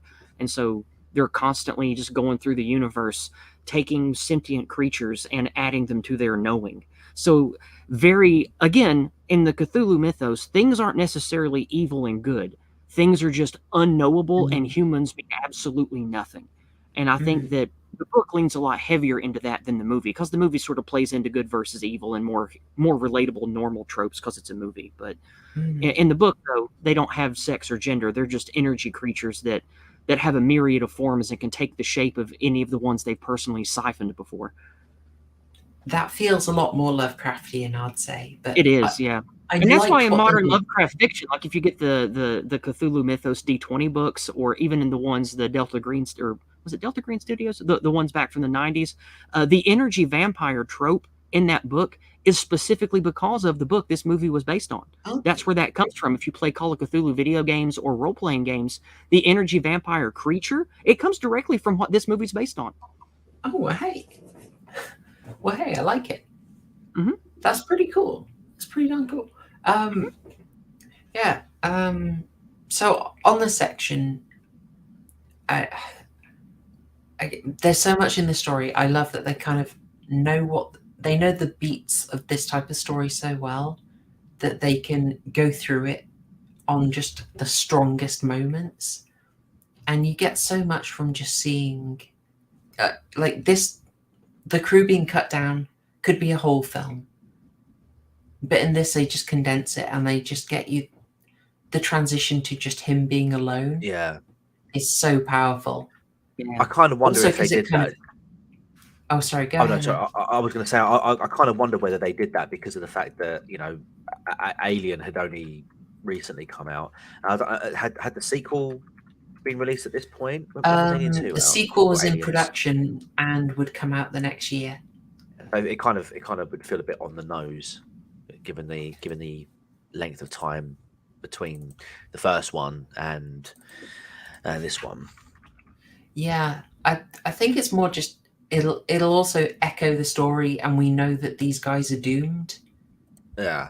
Because that first thing when they make contact with the ship and find out when it comes back into orbit that it's absolutely burnt out is just sort of oh wow. Mm-hmm. So we already know this is doomed. So they just sort of move on with the important bit, and then they'll come back and deliver a little bit extra on this. But it's just hitting you with a really powerful images. And I'm sorry, go ahead. Oh no, I was done. And when they get him after this scene, they bring him to I assume some kind of like military meeting in London or whatever.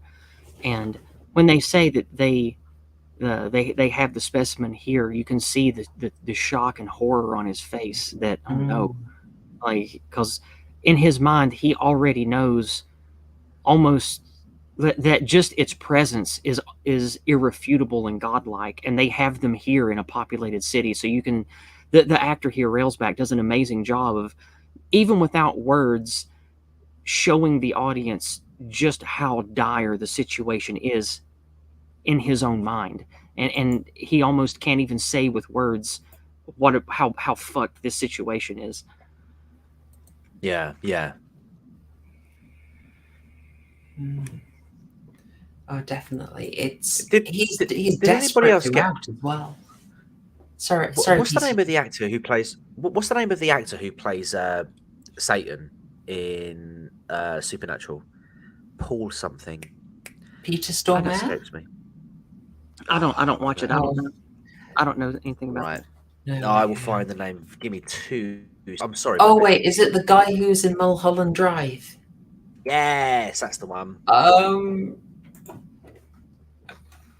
gonna look it up. I'll find it. I'm gonna find a guy in Mulholland Drive because that's Mark Pellegrino. Mark Pellegrino, that's the one. Oh, okay. Spitting image of him there. Yeah, I thought they had that one guy who was a mortician who looked just like Tony Blair. Freaked me out. Oh yeah, Big Tony Blair energy. Didn't like it. Oof, creepy stuff. But yeah, this guy's desperation throughout is brilliant, and it's contrasted with Kane from SAS. Though you're not meant to know that, they can't confirm. I love that guy. I got big Wesker vibes from him at the end. Like, how did this suddenly end up being the best Resident Evil adaptation ever? Unintentionally like, as well. On its way, just like, oh guys, while I'm here, I'm just going to be an amazing Resident Evil adaptation for the last 5 minutes. Enjoy. They couldn't help it. Colin Kane by Peter Firth. Yeah. Oh, he was so good. So good. He plays it so controlled against Steve Railsback, who's allowed to be very emotional and vulnerable. Yeah, it's very. Oh, he does a great job. I can't say enough about like how good of an actor Railsback is at playing truly disturbed people. And they use it to some great effect. Like, I'll push on a bit because ultimately they go on a search with him taking advantage of his psychic connection to the vampires, and it takes you to some really disturbing places very quickly. Oh yes. So he can track where the bodies go. I was thinking of this scene in particular. This was so interesting, so uncomfortable, and just a film taking a risk. I really enjoyed it. Would someone like to just quickly recap this scene for anyone who hasn't seen the movie? or didn't manage to do a rewatch, if you could just recap the situation with the nurse here. TCG, I want you to take this one. Okay. Long story short, hang on. Have they met? They've met Patrick Stewart at this point, Dr. Armstrong, haven't they? Yeah, this is at Patrick Stewart's hospital. Basically, Yes. that your man is drawn. Sorry, you go for it, TCG. So yeah, he gets hit in the earlier scene. What's his face? Gets hypnotized, and during that hypnosis, he finds the woman has possessed another woman called Ellen, and they manage to track her down to Dr. Armstrong's place. They come here, and it is so weird because like they go into her apartment, or her flat, whatever, and big Bowie poster. Yeah, it's the first thing I noticed, actually. And he sort of, they're like, oh, so tell us about what you were doing this afternoon. And she doesn't really say anything, but then old Yankee Pants gets up and bowls over to her and starts interrogating her. He sort of looks at her at first and says, like, are you in there? Are you in there? And then, like, out of nowhere, he just slaps her. And sort of Kane sort of like was like, whoa, okay, hold on. And then gratuitous nudity and beating women. This is a canon movie. Yeah. And then Carlson sort of turns around and then he sort of says like she's not here. And then he's like wants me to reveal herself, or she wants me to find out where she is, and she wants me to beat her and torture her. And then he's like, Kane, this is going to be a bit harsh. You can leave if you want. And he's like, nah, it's all right. I'm a bit of a voyeur. I like this sort of thing. And then he sort of sits back down, nice and comfortable, lays back, and watches him like rip off her dressing gown, and then sort of just shake her around a little bit. And then they end up making his life force begins to get. Well, I think the life force starts to get drained. I mean, his eyes sort of roll back, and he's physically getting weaker. And then she just passes out, and then he picks her up, and scene over. It's very interesting because this is, as well as like going into deep, uncomfortable territory of, are they just victimizing a complete innocent? It's tough territory. This is kind of the stuff that the BBFC tends to be extremely strict on. And I sort of wonder that if Life Force, I'd be surprised if Life Force has been resubmitted if they didn't say, you can't do this. Like, this is one of the big things BBFC is extremely concerned about. Part of the commentary that we listened to was about how hard they had to fight the censorship from the BCSE. I would not be surprised. I mean, this is not far off Straw Dogs, where there was a similar issue over the whole thing of basically a scene where a woman is treated very, very, basically she's forced, but then she gets into it. And obviously the storytelling here is as most of them do. Am I right, TCG? Say that again. I said, as most of them do. Am I right, TCG? Oh, hell yeah. No to me. They ain't saying no. They're just saying yes in a very roundabout way. Oh, no. Save it for your own channels, people. I'm joking. Look, obviously, this has got an in-story explanation that's solid, and it's clearly designed to horrify. But yeah, I am not surprised at all that the BBFC was very upset by this. Unfortunately, I could not find details of it. They are very stingy in which notes they publish. The important thing in the story that the characters take away from this is the malevolent force is not just bound to a body, that it can manipulate others around it. It can bounce between forms. It can take different forms. This in the book is where they start realizing that these creatures are not physical creatures, that they are a mind and a spirit that we can't comprehend, or maybe they're part of a fourth or a fifth dimension. And when they choose a form, it's just a 3D aspect that they choose to let us see or feel. So that's, of course, not very well detailed in the movie, but this is the scene, I think, where they discover that Space Girl has powers that spread out from her and can affect and manipulate different minds and people. That's right. Directly, even if it's not inside the person that's being manipulated. So again, that goes back to the old vampire hoobajube eyes, where the vampire can look at you and you sort of become enthralled to it, and it controls you while not even being in you. So I think that's the vampire expression of this here. That's it. Yeah. It's also in this section that it's effective horror. It's really unsettling. I was like, oh, this is uncomfortable. Good. It was a bit of an odd scene. It was well odd. I have to admit, I was a bit sort of taken aback when he sort of, I think who was it who said it? I think it was Joe in the chat said he gave her a Connery when he Conneried her. It was a bit of. Did. I was tempted to do the old Mr. D edit on the slap, but I couldn't get a good screenshot of it. I've got a great clip for you after post stream that I'm going to send to you, and it's completely linked to your hate watching video. Oh, brilliant! Please do, please do. 1 second, I will get that sent to you. Good, right. Oh, also, hey, Eadwolf, how you doing, man? Good to see you. Thought I would say hi since I see you in the chat, and if anyone else is in the chat for the first time, say hi. I will happily greet you. I think I've caught you in a stream before, Ed, but good to see you, man. So it's also at this point that we've had something that I was waiting all film for. Patrick Stewart. Oh yes. Oh, yeah, I couldn't. Oh my god, I was waiting for him the whole time. When's he going to turn up? And Mr. Stewart did not disappoint in this movie. I'll say that. I was having a great time, wasn't it? Yeah. Also, I'll tell you what, that man has aged well, I have to say. He really has. I love the shot of it. It is just so English. Like everything about the framing of this is just absolute class all the way. It's so good. Oh my god! You know what? It just reminded me when they first meet Dr. Armstrong, and they're walking up to Ellen's place. I just love.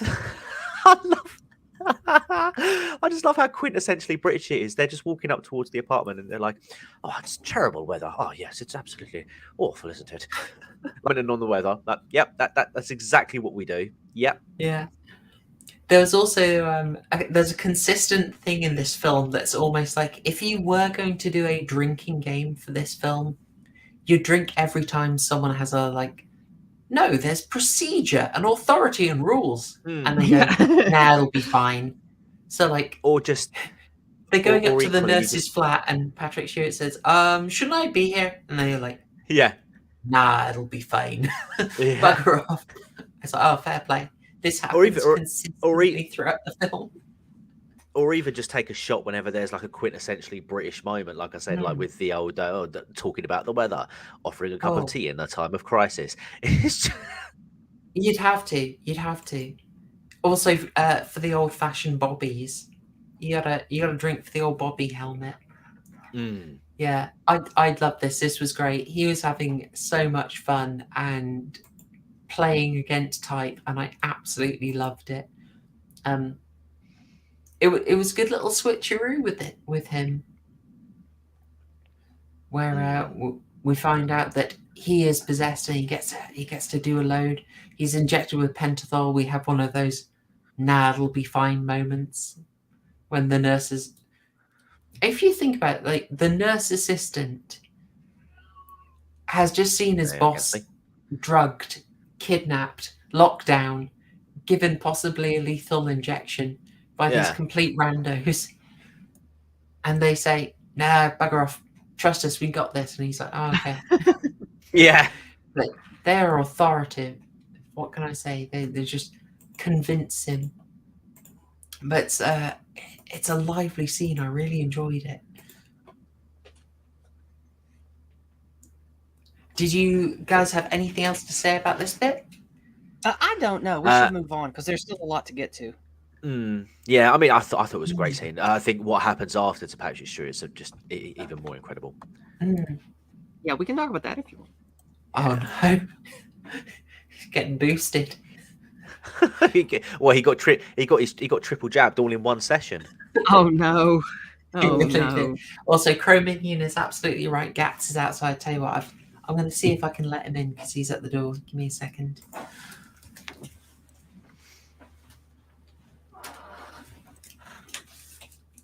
All right, he may come in, he may not, but we'll see. He's been lively today. Yeah, this is just another kind of interesting set piece. We do move quite quickly from it. As much as I love the effects, Susan is not going to like this bit at all. I'm already like given the old yellow ineligible for hats at the moment, so I might as well show this. Are we showing yellow at the moment? Yeah. You, Susan. Don't worry about it. Oh, I forgot that you're monetized. I'm used to the people I work with not being monetized. It's because I'm a family-friendly stream. I'm an extremely family-friendly stream. You can't have a family-friendly stream about this movie. I think you could present it not in a anymore. Way. Oh yes, I love the look of this. This is very Team America. Yeah. I mean, I absolutely love this bit. It was. It's pretty good. It's a film just being extremely creative.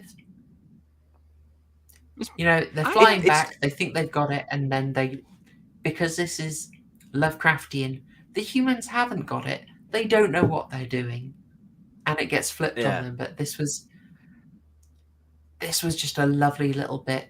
The two bodies. This is in the helicopter. Remember? Yeah. Yes, that's so right. So this is in the helicopter going back. They've got the idea. They need to get to her body, and it's all looking up for them, except for the fact that suddenly the corpses start spewing blood, and then the blood forms into Space Girl, and then disintegrates. And I was just because one of the things we glossed over.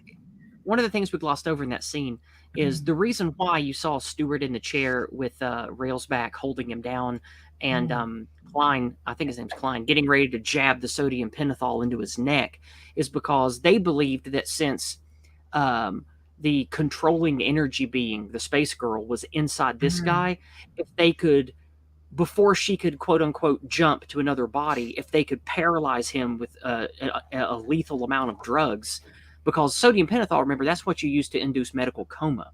So they wanted to put the host body that she was in into a coma, and it works for a few minutes, long enough to get them into the helicopter and to leave. But then she escapes and becomes living blood creature and comes out of the bodies and forms, and it's just awesome.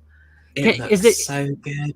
Can you show the clip? Is it possible to show the clip? Because still shots won't do this part justice. I can't. I haven't got a video clip prepared, I'm afraid. Okay. All I will say is, folks, watch the film. It's really good fun, and there's, as well as being good fun, there's a bit cool stuff going on into it. This is there's some clever thought going on in the very lively movie. Indeed. And I don't always like to show the sort of like the big shot, because I kind of like. I think for some of those shots, like the one of her in the helicopter, you should sort of see it in the context of the film and enjoy it at its fullness. That's my excuse. Also, it's hard for me to do the video clips. So, no problem. I just wondered because this particular scene is very memorable and awesome. And if you had the clip available, I was going to suggest we look at it. I also want to say that the helicopter pilot's reaction to all the goings on in this scene was quite priceless as well. During, it's like nothing, just carry on, fly, and then right towards the end, he sort of turns around and he's like, "Oh my god!" And that's when they start losing control of the helicopter. Yeah.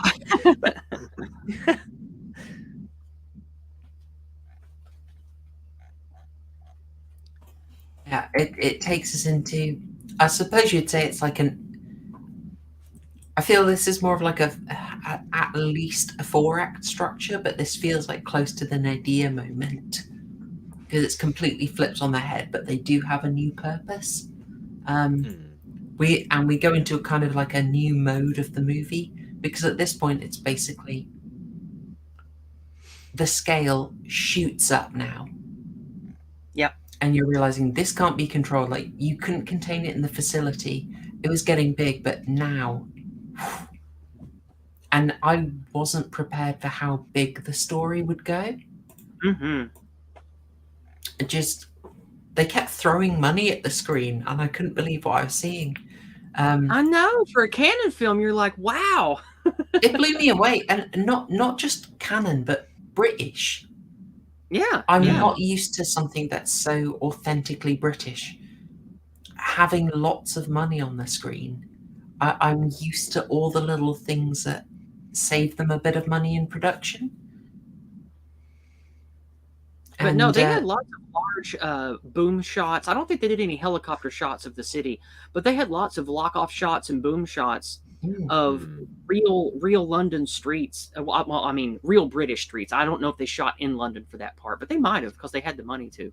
But the real shots of dozens of extras on fire, killing each other, going absolutely apeshit, real crashed cars on the street, bins turned over. They went all out for some of the Chaos City shots. It was pretty awesome. Yeah, totally. I just didn't expect it. And you're right. You don't see that a lot in British films. That's true. Yeah, it was brilliant. Also, this is another bit where they're told they'll have to be quarantined, and then they're nah, it'll be fine. It's like, nah, mate, we know what's going on, mate. You know. And it literally just smashed that. You have a scene where they're kept like with a massive barbed spiked fence between them and the army, and they're told you're going to have to stay here for 2 weeks. Nah, and it smash cuts to this, and it just cracked me up. Yeah. I really enjoyed it. Things get very serious in London, and so it is bombs going off everywhere and fires and rage in the streets, and they're talking about nuking London. Fully endorsed, go for it. I'm not there anymore. It's fine. Well, I mean, I'm still in the blast zone radius. It's acceptable losses, TCG. I'm sorry.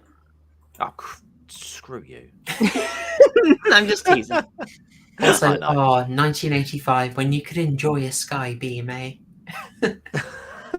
So, Yizz, what's going on here with this big old sky beam?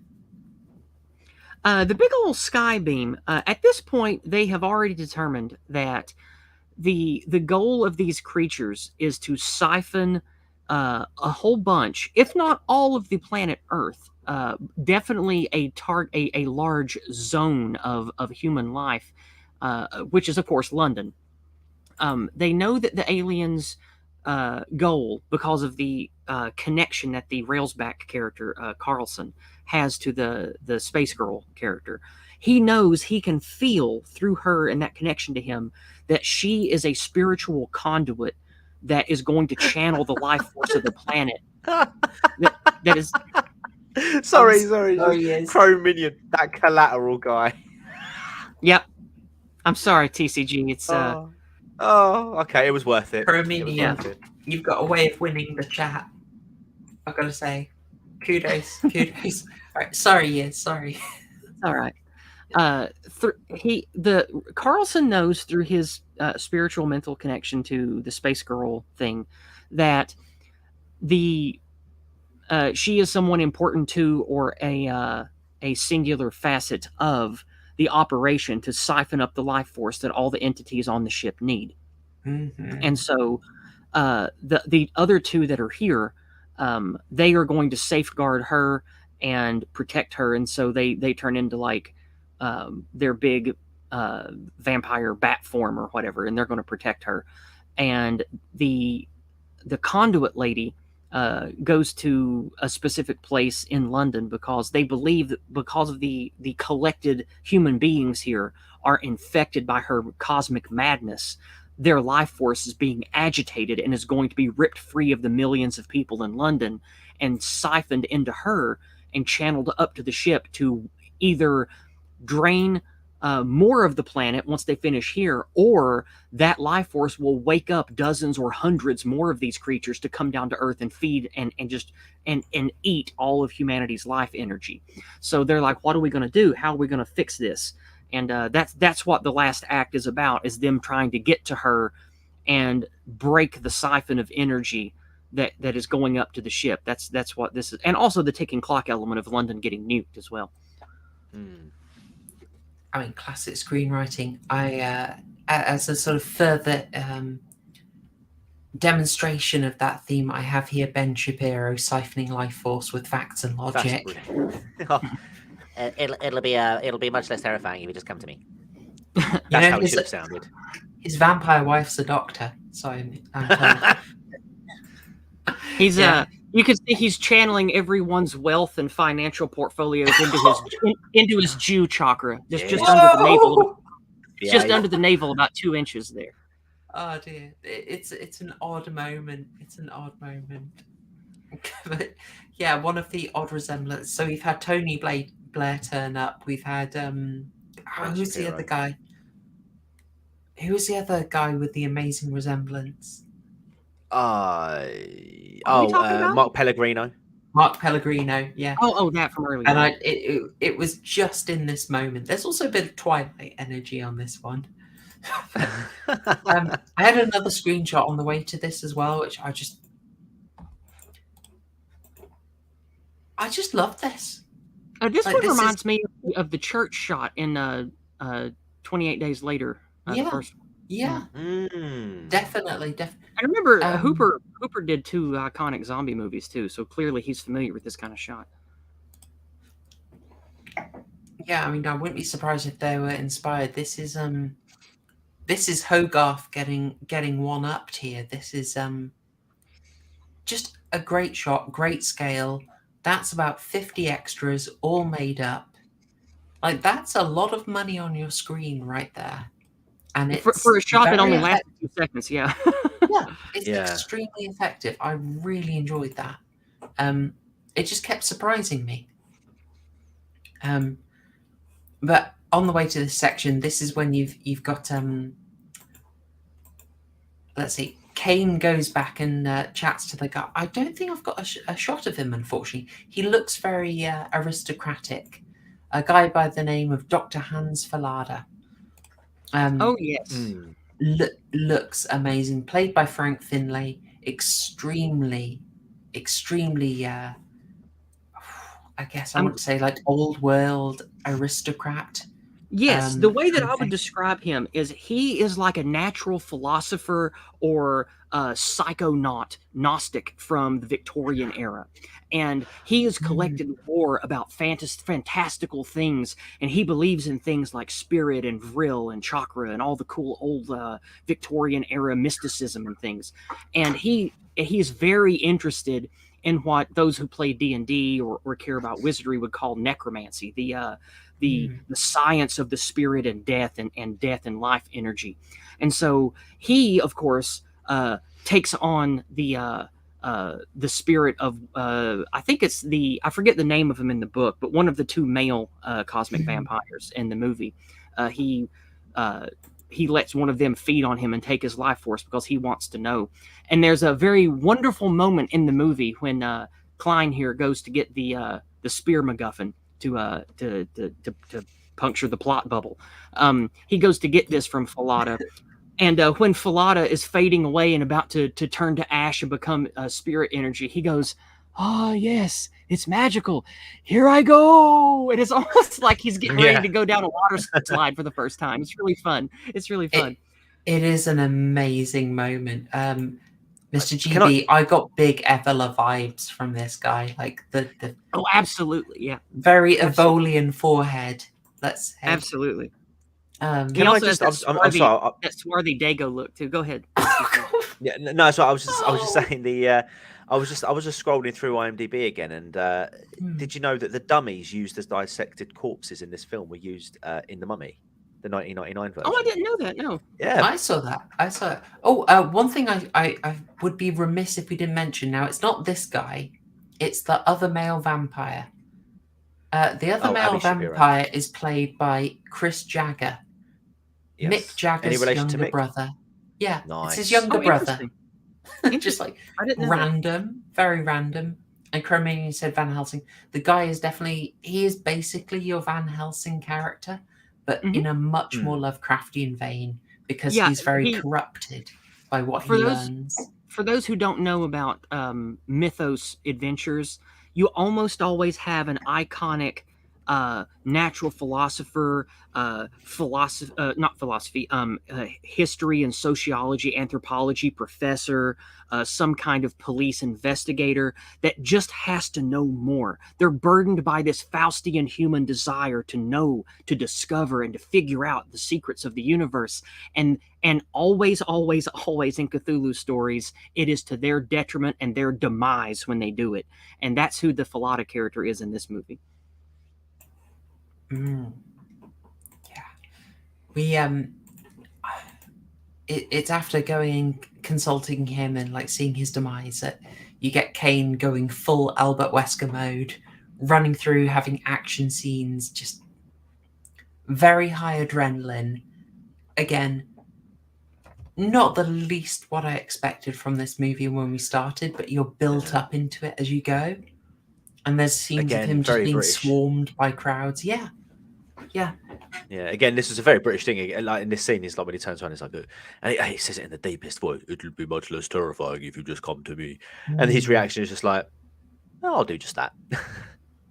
Yeah. Okay, then, fella. It was very glorious. Also, you're noticing, just like looking at the effects on that, I would ask you to cast your minds back to Hellraiser, which I think is 1987, which we watched on stream. In fact, Yizz, that was the first time we had you on stream.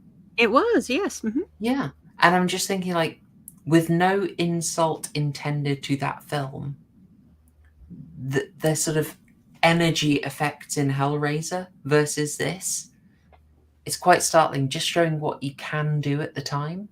But in fairness, in this, they had the money for a full studio, and Clive Barker and a mate had to stay up and hand draw all their energy effects onto the cells. Bless them. Because this is before the days of CG. This is all rotoscope. This is all film and post effects. And I assure you, folks, I can vouch for the absolute pain of rotoscoping. far too many hours. Anyway, Chromanian brings up something interesting just now. One of the two male vampires, the one that's featured here in the shot, they actually asked Billy Idol to be this guy, but he was too busy touring, or he would have. He said, "That would have been cool." That would. So they could have had a Jagger younger brother and a Billy Idol both as cosmic vampires in this movie. Wouldn't that have been a sight? Billy Idol. Slim, right. I do wonder as well sometimes. I mean, some people have accused me of reaching and overthinking films, if you can imagine. Obviously, of a ridiculous accusation. Obviously, for instance, when I said that the shadows on the wall in the Pet Sematary remake were a clear reference by the directors to Plato's Cave. Obviously, that's something that they genuinely thought about, and not just me being pretentious. Clearly. I think that pretentious Chloe is best Chloe. Oh, then you're going to love tomorrow's... I'm sure I will. I've been waiting for it. I approve of your Welsh bigotry. It shines in some of your work, and I approve. I decide to branch out, and I've insulted the French a lot in the next one for no reason as well. I'm sure I'll find that delightful. Taking the route a la Sargon. Absolutely. If I've got a bone to pick with that, geezer. He's treading on our turf a lot, Chloe. Have you noticed? You know, he recently did They Live, and then Connor comes out and does a true crime special on John Wayne Gacy. I saw they were doing a bit of the old true crime, and I was like, I don't know about this, especially as I've made a couple of attempts to contact them to tell them they need to get some content on the BBFC, and boy, do I know the person to do that. And I'm blanked. Alas, they will see sense. Maybe folks, you tell the Lotus Eaters they need to get some BBFC history on that stuff. The editing on their video was really good, though. Anyway. Oh, nice. Which one? It was the one, I think they put it out today. It was Connor, the young lad. I really like him. I briefly interacted with him on Twitter, and he mentioned that he was a bit of a true crime buff, and he said that there was something in the pipeline, and I'm assuming that was it. It was a really, really sort of in John Wayne Gacy and sort of like how the left have sort of like mollycoddled and infantilized them, and people like your John Wayne Gacy's to essentially exonerate them of any blame, whereas there should be a strong sense of justice, and had they paid attention to the signs earlier on, the list of Gacy's victims would be nowhere near as long as it is. I'll have a look at it. I think I know the video you're talking about. I thought it was spot on. So I will say one more thing, since we're still stuck on Lotus Eaters. I'll probably tweet it out tomorrow, but a while ago they did an article about loneliness of the loneliness of city living that was really handy and very relevant to the Invasion of the Body Snatchers interpretation. That's worth hunting down. I'll try and remember to tweet it out with the live links tomorrow, because it's very worth your time reading. Okay. I should move on and show one of the really cool things. This is probably them just getting their money's worth out of the models, and you can't blame them. But we do get to see a bit of the real physical form of the vampires. You've kind of touched on this, Yizz, about this feels like a little bit of a, I guess, making it a bit easier for the audience. Yeah. In the book, it's not so cut and dry. Yeah. But they had to condense, like most movie adaptations, they had to do away with some things, and they can't convey all of the ideas of the core material into a single movie. Yeah, I don't mind it. It's definitely making it more accessible as an idea, and therefore less Lovecraftian. But at the same time, I'm a simple creature, and I really enjoyed this creation. I don't know who made the model for this, but that looks so good. Is Winston the one that did Pumpkinhead? Oh, hang on. No, I've got it. It's John Dykstra. That is ringing. That is really ringing. I've heard that one. Yeah, I've heard that name before. What else did he do? Oh, I'm just looking. It's so familiar. Come on. Star Wars, apparently. Oh, okay, cool. The reason I bring up Pumpkinhead is it reminds me of that era of high quality animatronic modeling. I get the same vibe from Pumpkinhead and what's another good one? The Fly. Oh, The Fly. That's a good. Yeah, it sort of reminds me of that, because this is the same era of grotesque animatronic models, and I thought they did a pretty good job here for the budget they had. And in the novel this is based on, the energy beings take many forms for self-defense, and as you start to purge them or fight them, it is suggested that maybe they're regressing through entities that they have evolved through. So you'll find like ancient squid monsters, weird things without legs. They're just like fins and mouths, big bat creatures like this. So it's not as on the nose Dracula vampire stuff in the book as it is in the movie. But I mean, this gets the point across pretty good, especially for a more just basic general audience. I think that's why they went with something so iconically bat-like. Yeah, it is making it more accessible for them. I like it. I mean, also it's 80s horror. We need animatronics. We have to. It's tradition. Even with this being the sort of twist on vampirism, you still have to have the stake. But they also have the really great explanation for that our legends of vampires are informed by these real creatures, that eventually we got a very warped version of the truth. But one of those things that was accurate was that you hit them with an iron stake. I had a little problem with that. Oh, go ahead. In that, I mean, surely if this had happened, because I'm assuming they were tied to Halley's Comet, like in terms of its path. No, they were just using it. The way that it is described, early in the movie. Now remember, the Halley's Comet part's not part of the book at all. In the book, they just linger in the asteroid belt, and humans don't know if they've ever been here before, because who knows in the book. But it is assumed that they do, because this would be a good origin story for thousands of years ago for humans to still remember there are vampiric-like things, and that's where the legend comes from. But no, in the movie, it doesn't make much sense, because if they came here and did this every 60 or 70 years, we would know in living memory.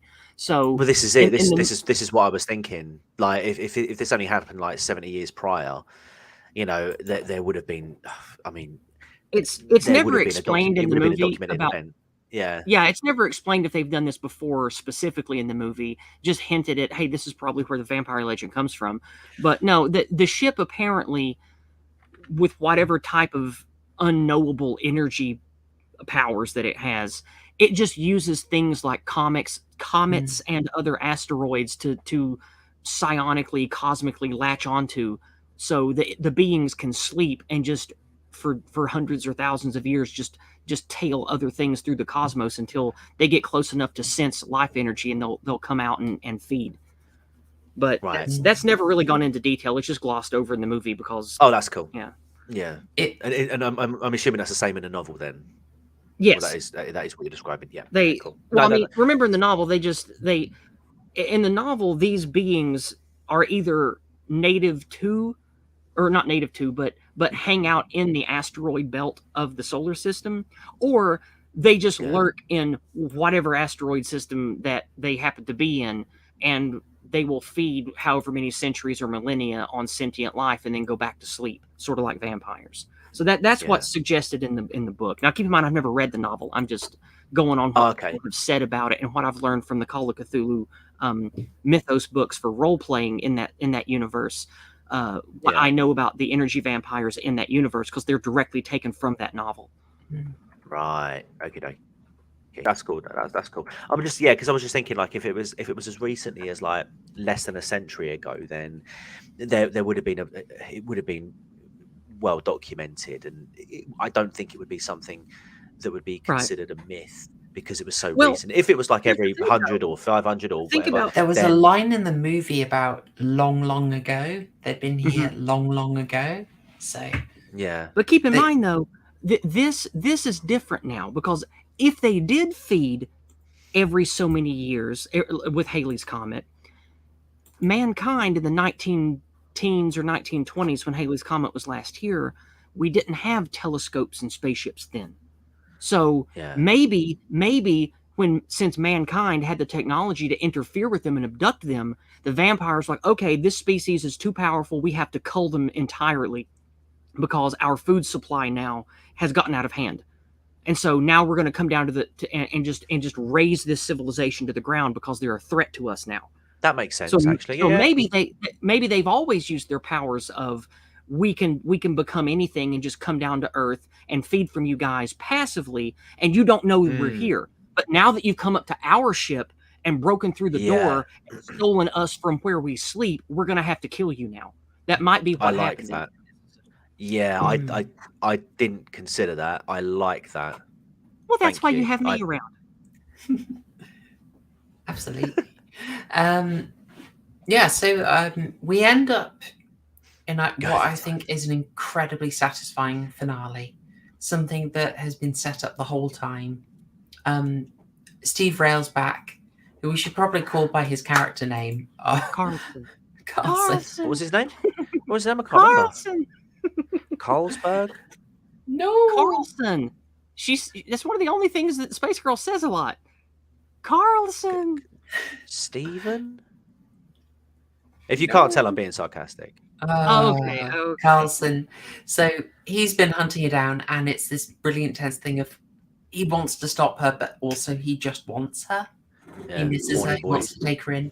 And I like that when he finally gets to her, he's basically given in and been seduced by her and is getting what he's desperately needed. He's wanting to give her his energy and get her energy back. It's a deeper bond than when I was half and half on whether there was actually a deeper bond with her than with others, or if he was just kind of coping.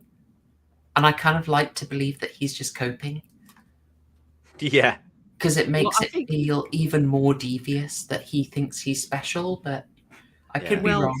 The energy vampires, of course, like everything in the Cthulhu mythos, you're never meant to know their motives or know exactly what they want, but it is suggested by the mythos scholars who study them that they do seem to take an odd infatuation with certain specimens and want to, quote unquote, preserve them in their energy matrix. So maybe these beings just like to have, they like to, sort of like how empires are like, oh, hey, this is an interesting tribe or this is an interesting kingdom. We're going to include them in the collective because of their resources or their interesting ideals or their beautiful women. We're going to include them. Maybe it's something like that with the energy vampires. They're like, oh, hey, this is an interesting individual with a very high spirit, or I just like this one because it reminds me of another creature that I ate 5,000 years ago. So I'm going to keep this one around as a pet for a while. Like you never really know the motives of things in Cthulhu mythos. Yeah, for me, I kind of contrasted it to the old Dracula mythos. So like, exactly. I'm going to call him. That's on purpose. Yeah. Oh no, of course, yeah. I'm going to call him Cartman because Cro-Minion did, and that's brilliant. But Cartman was no different than the chosen sort of queen that Dracula just took a special liking to, and keep around and preserve. That's exactly how I saw it. It was just a complete role reversal. Yeah, like the Carlson in this is just the favored morsel that the Dracula happens to like and think is interesting for a while until he's done with it and discard it for something else later. Like that's exactly what you're supposed to get from that. Yeah, it's but he does actually overcome. Kane manages to really. He passes all his Thaco rolls. No. Makes his will save. Okay, well, makes his will save. Cartman makes a will save. Kane has passed all the Thaco rolls, just got through the crowd. He's done a critty hitty and rolled 20 to confirm on the male vampire, and then and then it's finally him, but he can't do the job himself, so it has to fall to Carlson, and it is that that key test of will, and everything has really been beautifully built up to this. You think of it like everything going on, and then suddenly we shrink down to basically the core conflict that we've known from the start. Kane has a job to do. Carlson is very damaged and addicted to her and going to try to help. Suddenly we see that sharp focus of the plot, and it's so nicely done. It is very good. And I really didn't know if he was going to make it.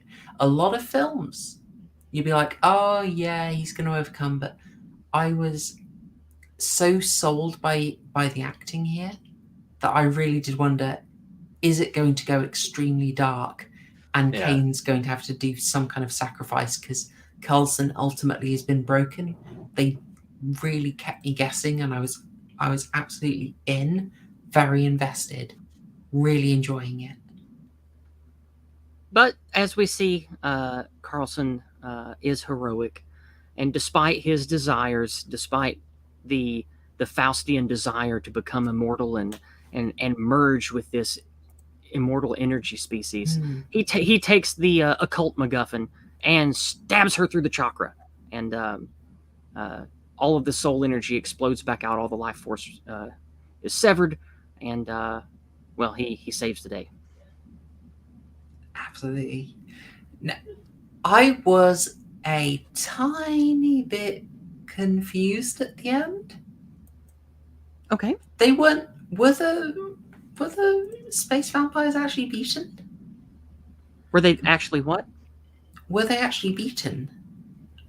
They seem to have been like set back, definitely, but some of that energy went up, and then there was energy flowing through their ship in the final closing moments, and I just thought, I think that again, I don't know, and if it was said in the commentary that we listened to years ago, I've forgotten it, but the way that I understood it visually is the life force was severed, the people on the ship weren't woken up, so they're probably going to stay asleep, and I assume that either the MacGuffin vampire space girl that was the source of this was either destroyed or she was dispelled and put back to sleep, sort of like you don't know if you killed Dracula.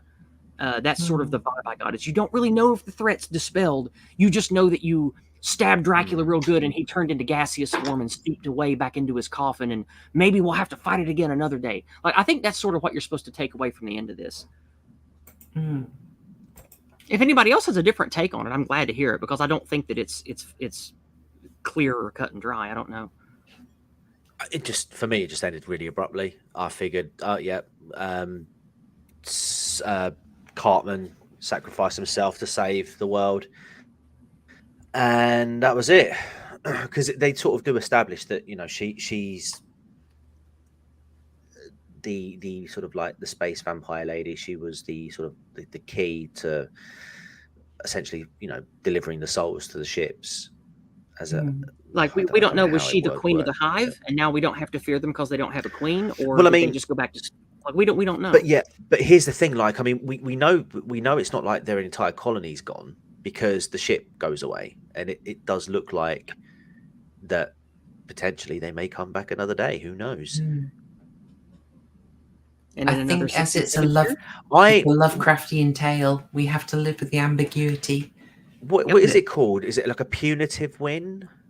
Pyrrhic victory. Pyrrhic victory. Pyrrhic victory. That's what it felt like to me. I didn't really feel like there was any winners in this movie. I mean, like, you know, 9/10. Well, I suppose you could. And say that's exactly the point, because it's a Cthulhu story. Was wiped out. Yeah, like, you know, you're never supposed to feel like, oh yay, the good guys won, everything's okay, because then it's not a Cthulhu mythos story. That's it. Yeah. Well, it certainly gave me that feeling. It gave me that vibe. At the end of a Cthulhu mythos adventure, the feeling is supposed to be, things are not quite as fucked as I thought, but I have no idea what happened, and I'll never be the same again. That's what you're supposed to feel at the end of a story like this. Oh, there you go. Yeah, definitely achieved it. That is that is how it ends. Absolutely not what I expected. I told you that Really you'd be surprised enjoyed by this movie. I told you you'd probably like it. Yeah, really creative visuals. Just did stuff I didn't expect. As a play and in many ways an inversion of the vampire story, really creative. Clearly had a good influences going forward. And just, yeah, really interesting high energy story with a lovely British vibe that I very much appreciated. Yeah. I'm glad This is a you little bit enjoyed of a my gem. recommendation. Yeah. Oh, definitely. I've had it in my collection for years. I even had a copy of this on VHS. I took with me when I moved away from Appalachia to go to college.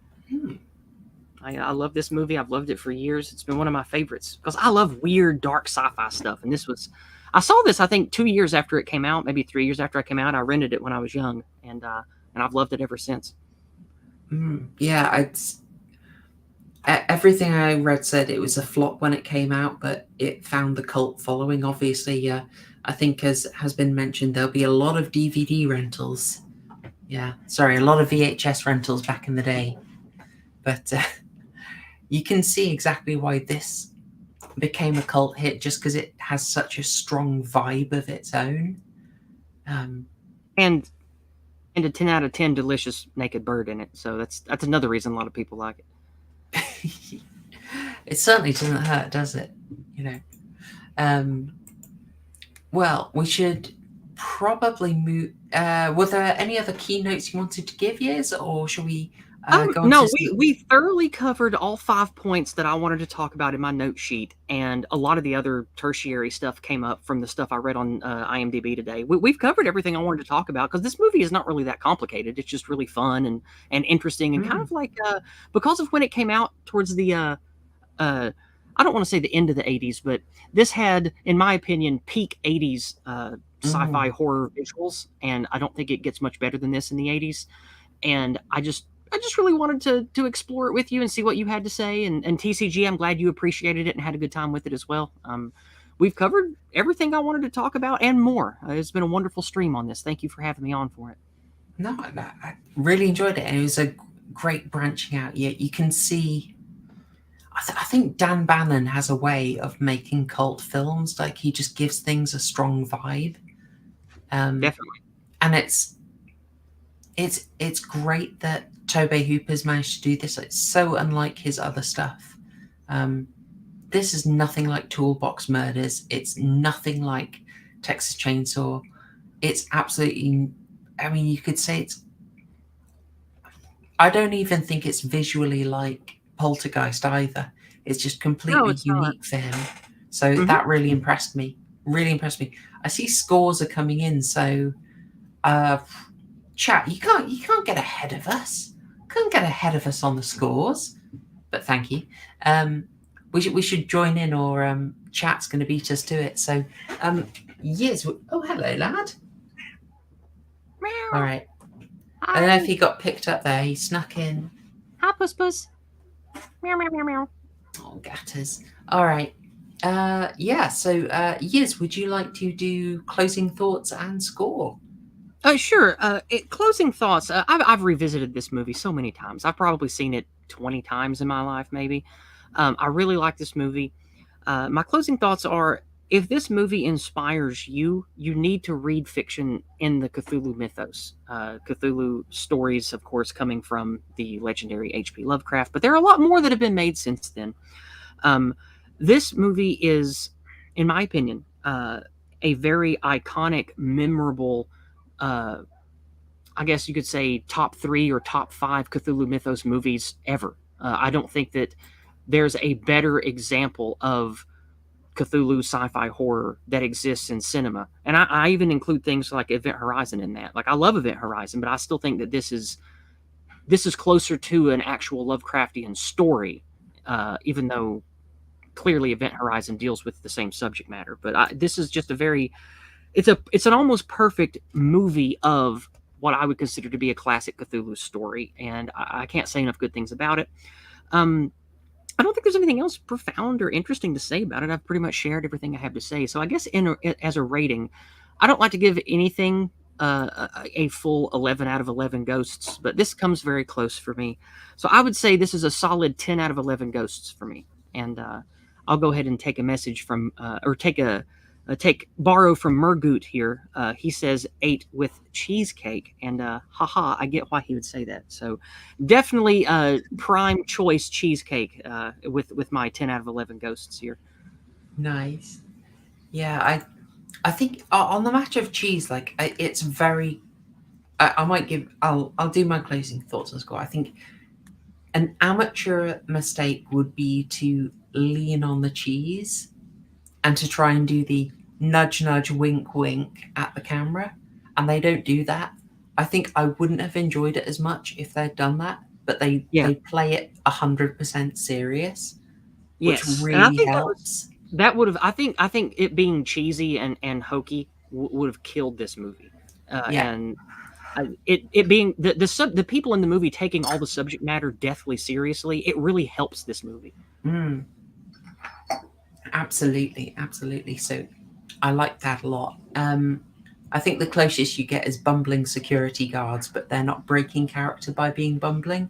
So that worked. Not what I expected. I sort of thought we were getting a bit of an Alien knockoff, and then we didn't. And then I thought, oh, it's kind of a Thing Contagion within a facility knockoff, and then everything broke out. And then I had no idea what to expect, but I was just completely along for the ride. I really liked the aspects of the inversion of the vampire story. And I thought Carson absolutely sold it and went into some really, really interesting vulnerability. That was quite he did a brave good job. He never acted like a woman. He did a good job still being a man and being masculine, but showing true fear and powerlessness as a man. He did a good job with that. Very, very good. That's one of the reasons I like Railsback. He's good at this kind of role. Yeah. I also noticed from the casting, he's he was 40 when he was getting to make out with Space Girl, which is not bad. Well, do you feel just as weird about old balls Patrick Stewart making out with him then? A little bit. I I was trying to share a thing there. I don't know if that's going to work. TCG, I don't know if I'm going to be able to share it.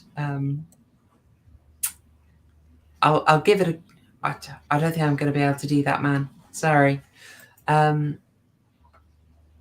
Boo. Oh, as you said, yeah, I kind of skipped over that thing. Yeah, he did briefly make out with Patrick Stewart, which was, you know, it's fine. It's kind of fun. It has an interesting sort of visual reading you can do on it. Like they're trying to lure him back to orthodoxy. Which, maybe unintended, that this has been a stream of unintended messaging. I was really hoping Harrian would be here for this. I wanted to see what Harrian had to say about this one. I can tell you what Harrian's Harrian been would yeeted say. to the stars now. I can tell you what Harrian would say. He would get very annoyed that in the scene, hello Gatsby, in the scene where your man Carlson is able to see through the eyes, he's able to detect where the vampire is. He'd get annoyed that we saw that in third person when it should have been all first person through the eyes of the vampire. Oh shit! Sorry. What is that? Nothing. I think it was the clip you're trying to send me. Oh, but yeah, I heard them say it. Basically, it's the Spice Girls on the Lotus Eater saying, "No hate watching, no hate watching." Oh, right. Yeah, it's a message we've got to stick to, guys. No hate watching. If you're gonna hate watch, do it a year later, if that. Or just pirate it. That's what I do when I hate watch stuff. Is I'll get clips that are pirated, so I don't give anybody any traffic. I think even pirating, I think the trouble is it gives it the attention, and it needs it. It's kind of like a space vampire. These things need attention in the moment. You just have to hold off, like not 2 hours like our vampires need. You need to hold off like you have to 2 maintain months. your vril for optimal energy. I'm lost in the most delightful way. So I will simply close off with my score. I think it's extremely enjoyable. I think maybe some of the pacing was a bit off, but everything moves so quickly, so it feels churlish to complain. I think it's a pretty solid 9 out of 12 for me. I really enjoyed this. I guess I didn't get emotionally invested in anyone except Carson. So it's probably about a 9 for me. Cool. How about you, TCG? Close us off. Yeah, I'd probably give it about a 9 actually, just because it was a very fun and enjoyable film. I thought it was very daft in a very sort of in a nice way. It was just absolutely crazy. It felt over the top in some parts. The effects that were used were very creative. My favorite one was without question the Patrick Stewart bit when they were in the helicopter and all the blood's coming out of their faces, and I just think it was very clever. Yeah, there were moments in the film as well which just made me really proud to be British, with the old mannerisms and you should be. Just those little things being added in. And yeah, I thoroughly enjoyed it. I mean, they don't make films like this they don't make films like this anymore. And it's just nice to it's just nice to sort of like watch a film that, for a couple of have some fun and enjoy without, any. So what number would you give? Any other agenda? So I'd give it a 9 easily. Plenty of cheese, and I'd probably throw in a couple of extra baps to replace some of the burgers because this film certainly needs the baps. Well, since you're a man, would you say it has a nice healthy sized slice of cheesecake to go with the burger? Yeah, why not? Ooh, yeah, ooh. You can chuck a cheesecake in there. You can throw some extra baps in place of onions. You can, you can get the old cheese. You can get lots of ketchup in there to, Oh, I think a lot of people might have enjoyed the secret sauce instead of ketchup. Yeah, it is a very sloppy burger, I have to say. I think I can actually see that this was a director of photography for the Carry On films. I can see it now. Yeah. Do any? I have a question for you. I definitely think that it is an irrefutable statement that if you care about movies or cinema at all, you'll never forget certain visuals in this movie. And Carlson, what's his name? Railsback. God, I can never remember his name. Yeah. Railsback's performance will haunt you. Like that, his performance as a truly disturbed man, I've never been able to get out of my head all these years. And this movie is, in my opinion, unforgettable in certain ways, especially visually. And I wondered if you two felt the same about it. Did it stand out to you in those ways? Yeah, his dream sequence is vulnerable and very haunting. He really does. He absolutely goes for it and makes himself, very vulnerable and emotionally unguarded, and that really worked. Yeah, I was a big fan of that. Just many choice visuals from this, I think, are going to stick with you. I think there's no way that, say, the Event Horizon lads didn't see the alien ship in the storm and just think, we're having that. Yeah. I mean, not like nicking it, but just it's a powerful image that will have got back into their minds in the creative process. Indeed. Yeah. It's incredibly visually strong, I would say. I'm consistently, thankful. It's beautifully framed. I'm thankful that you appreciate it like I do. Then I was really hoping that you would, but I didn't know, because I didn't know if you, being from Britain and spending your whole life there, I didn't know if it would land differently for you, since of course I've never been to Britain. I don't have personal knowledge of what it's like to live there, or I've never been to London. I didn't know if that element of it would take away from it or add to it. And I'm glad it added to it for you. That's nice. Oh, it definitely did. Like anyone who's seen the old Quatermass stuff will have got big vibes from that and thought, yes, that's our stuff. Like it really does feel very authentically British, which is lovely. Yeah. So also it's nice. Also, it's nice to see London in a better state than what it is today as well. Yeah, indeed, yes. Yeah. What is it? Where's the right image for it? Just oh, come on. I'll take Cthulhu energy vampires in London. We need to get back to the glory days. If we can just restore London to these pristine conditions. Return to tradition. Return to tradition. All right. Okay, folks. Well, Crow is not wrong at all. We need to be wary. We can stay ahead of the nanny. We can do it.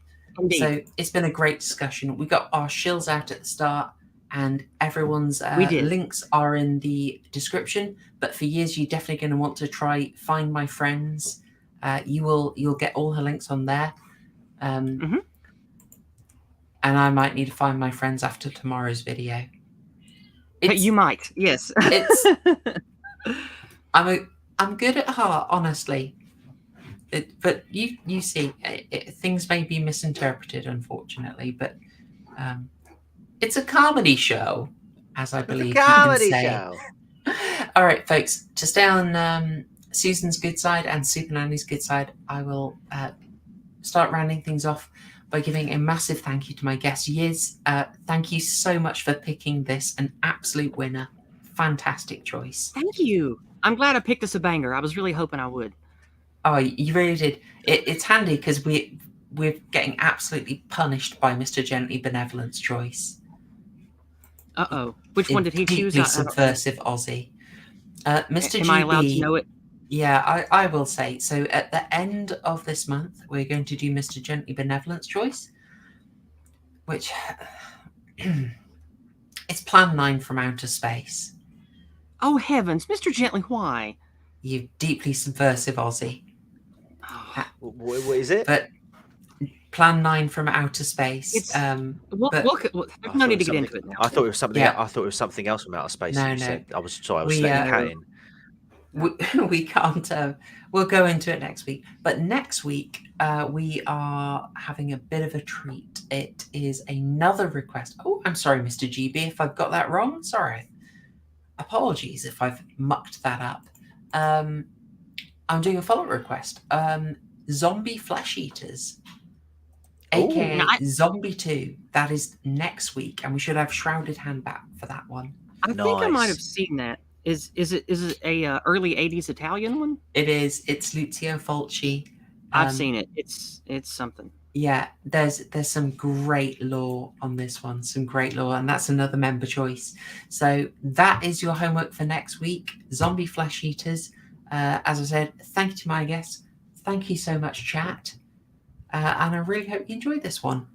See you tomorrow at 8 in the premiere of my video on Invasion of the Body Snatchers.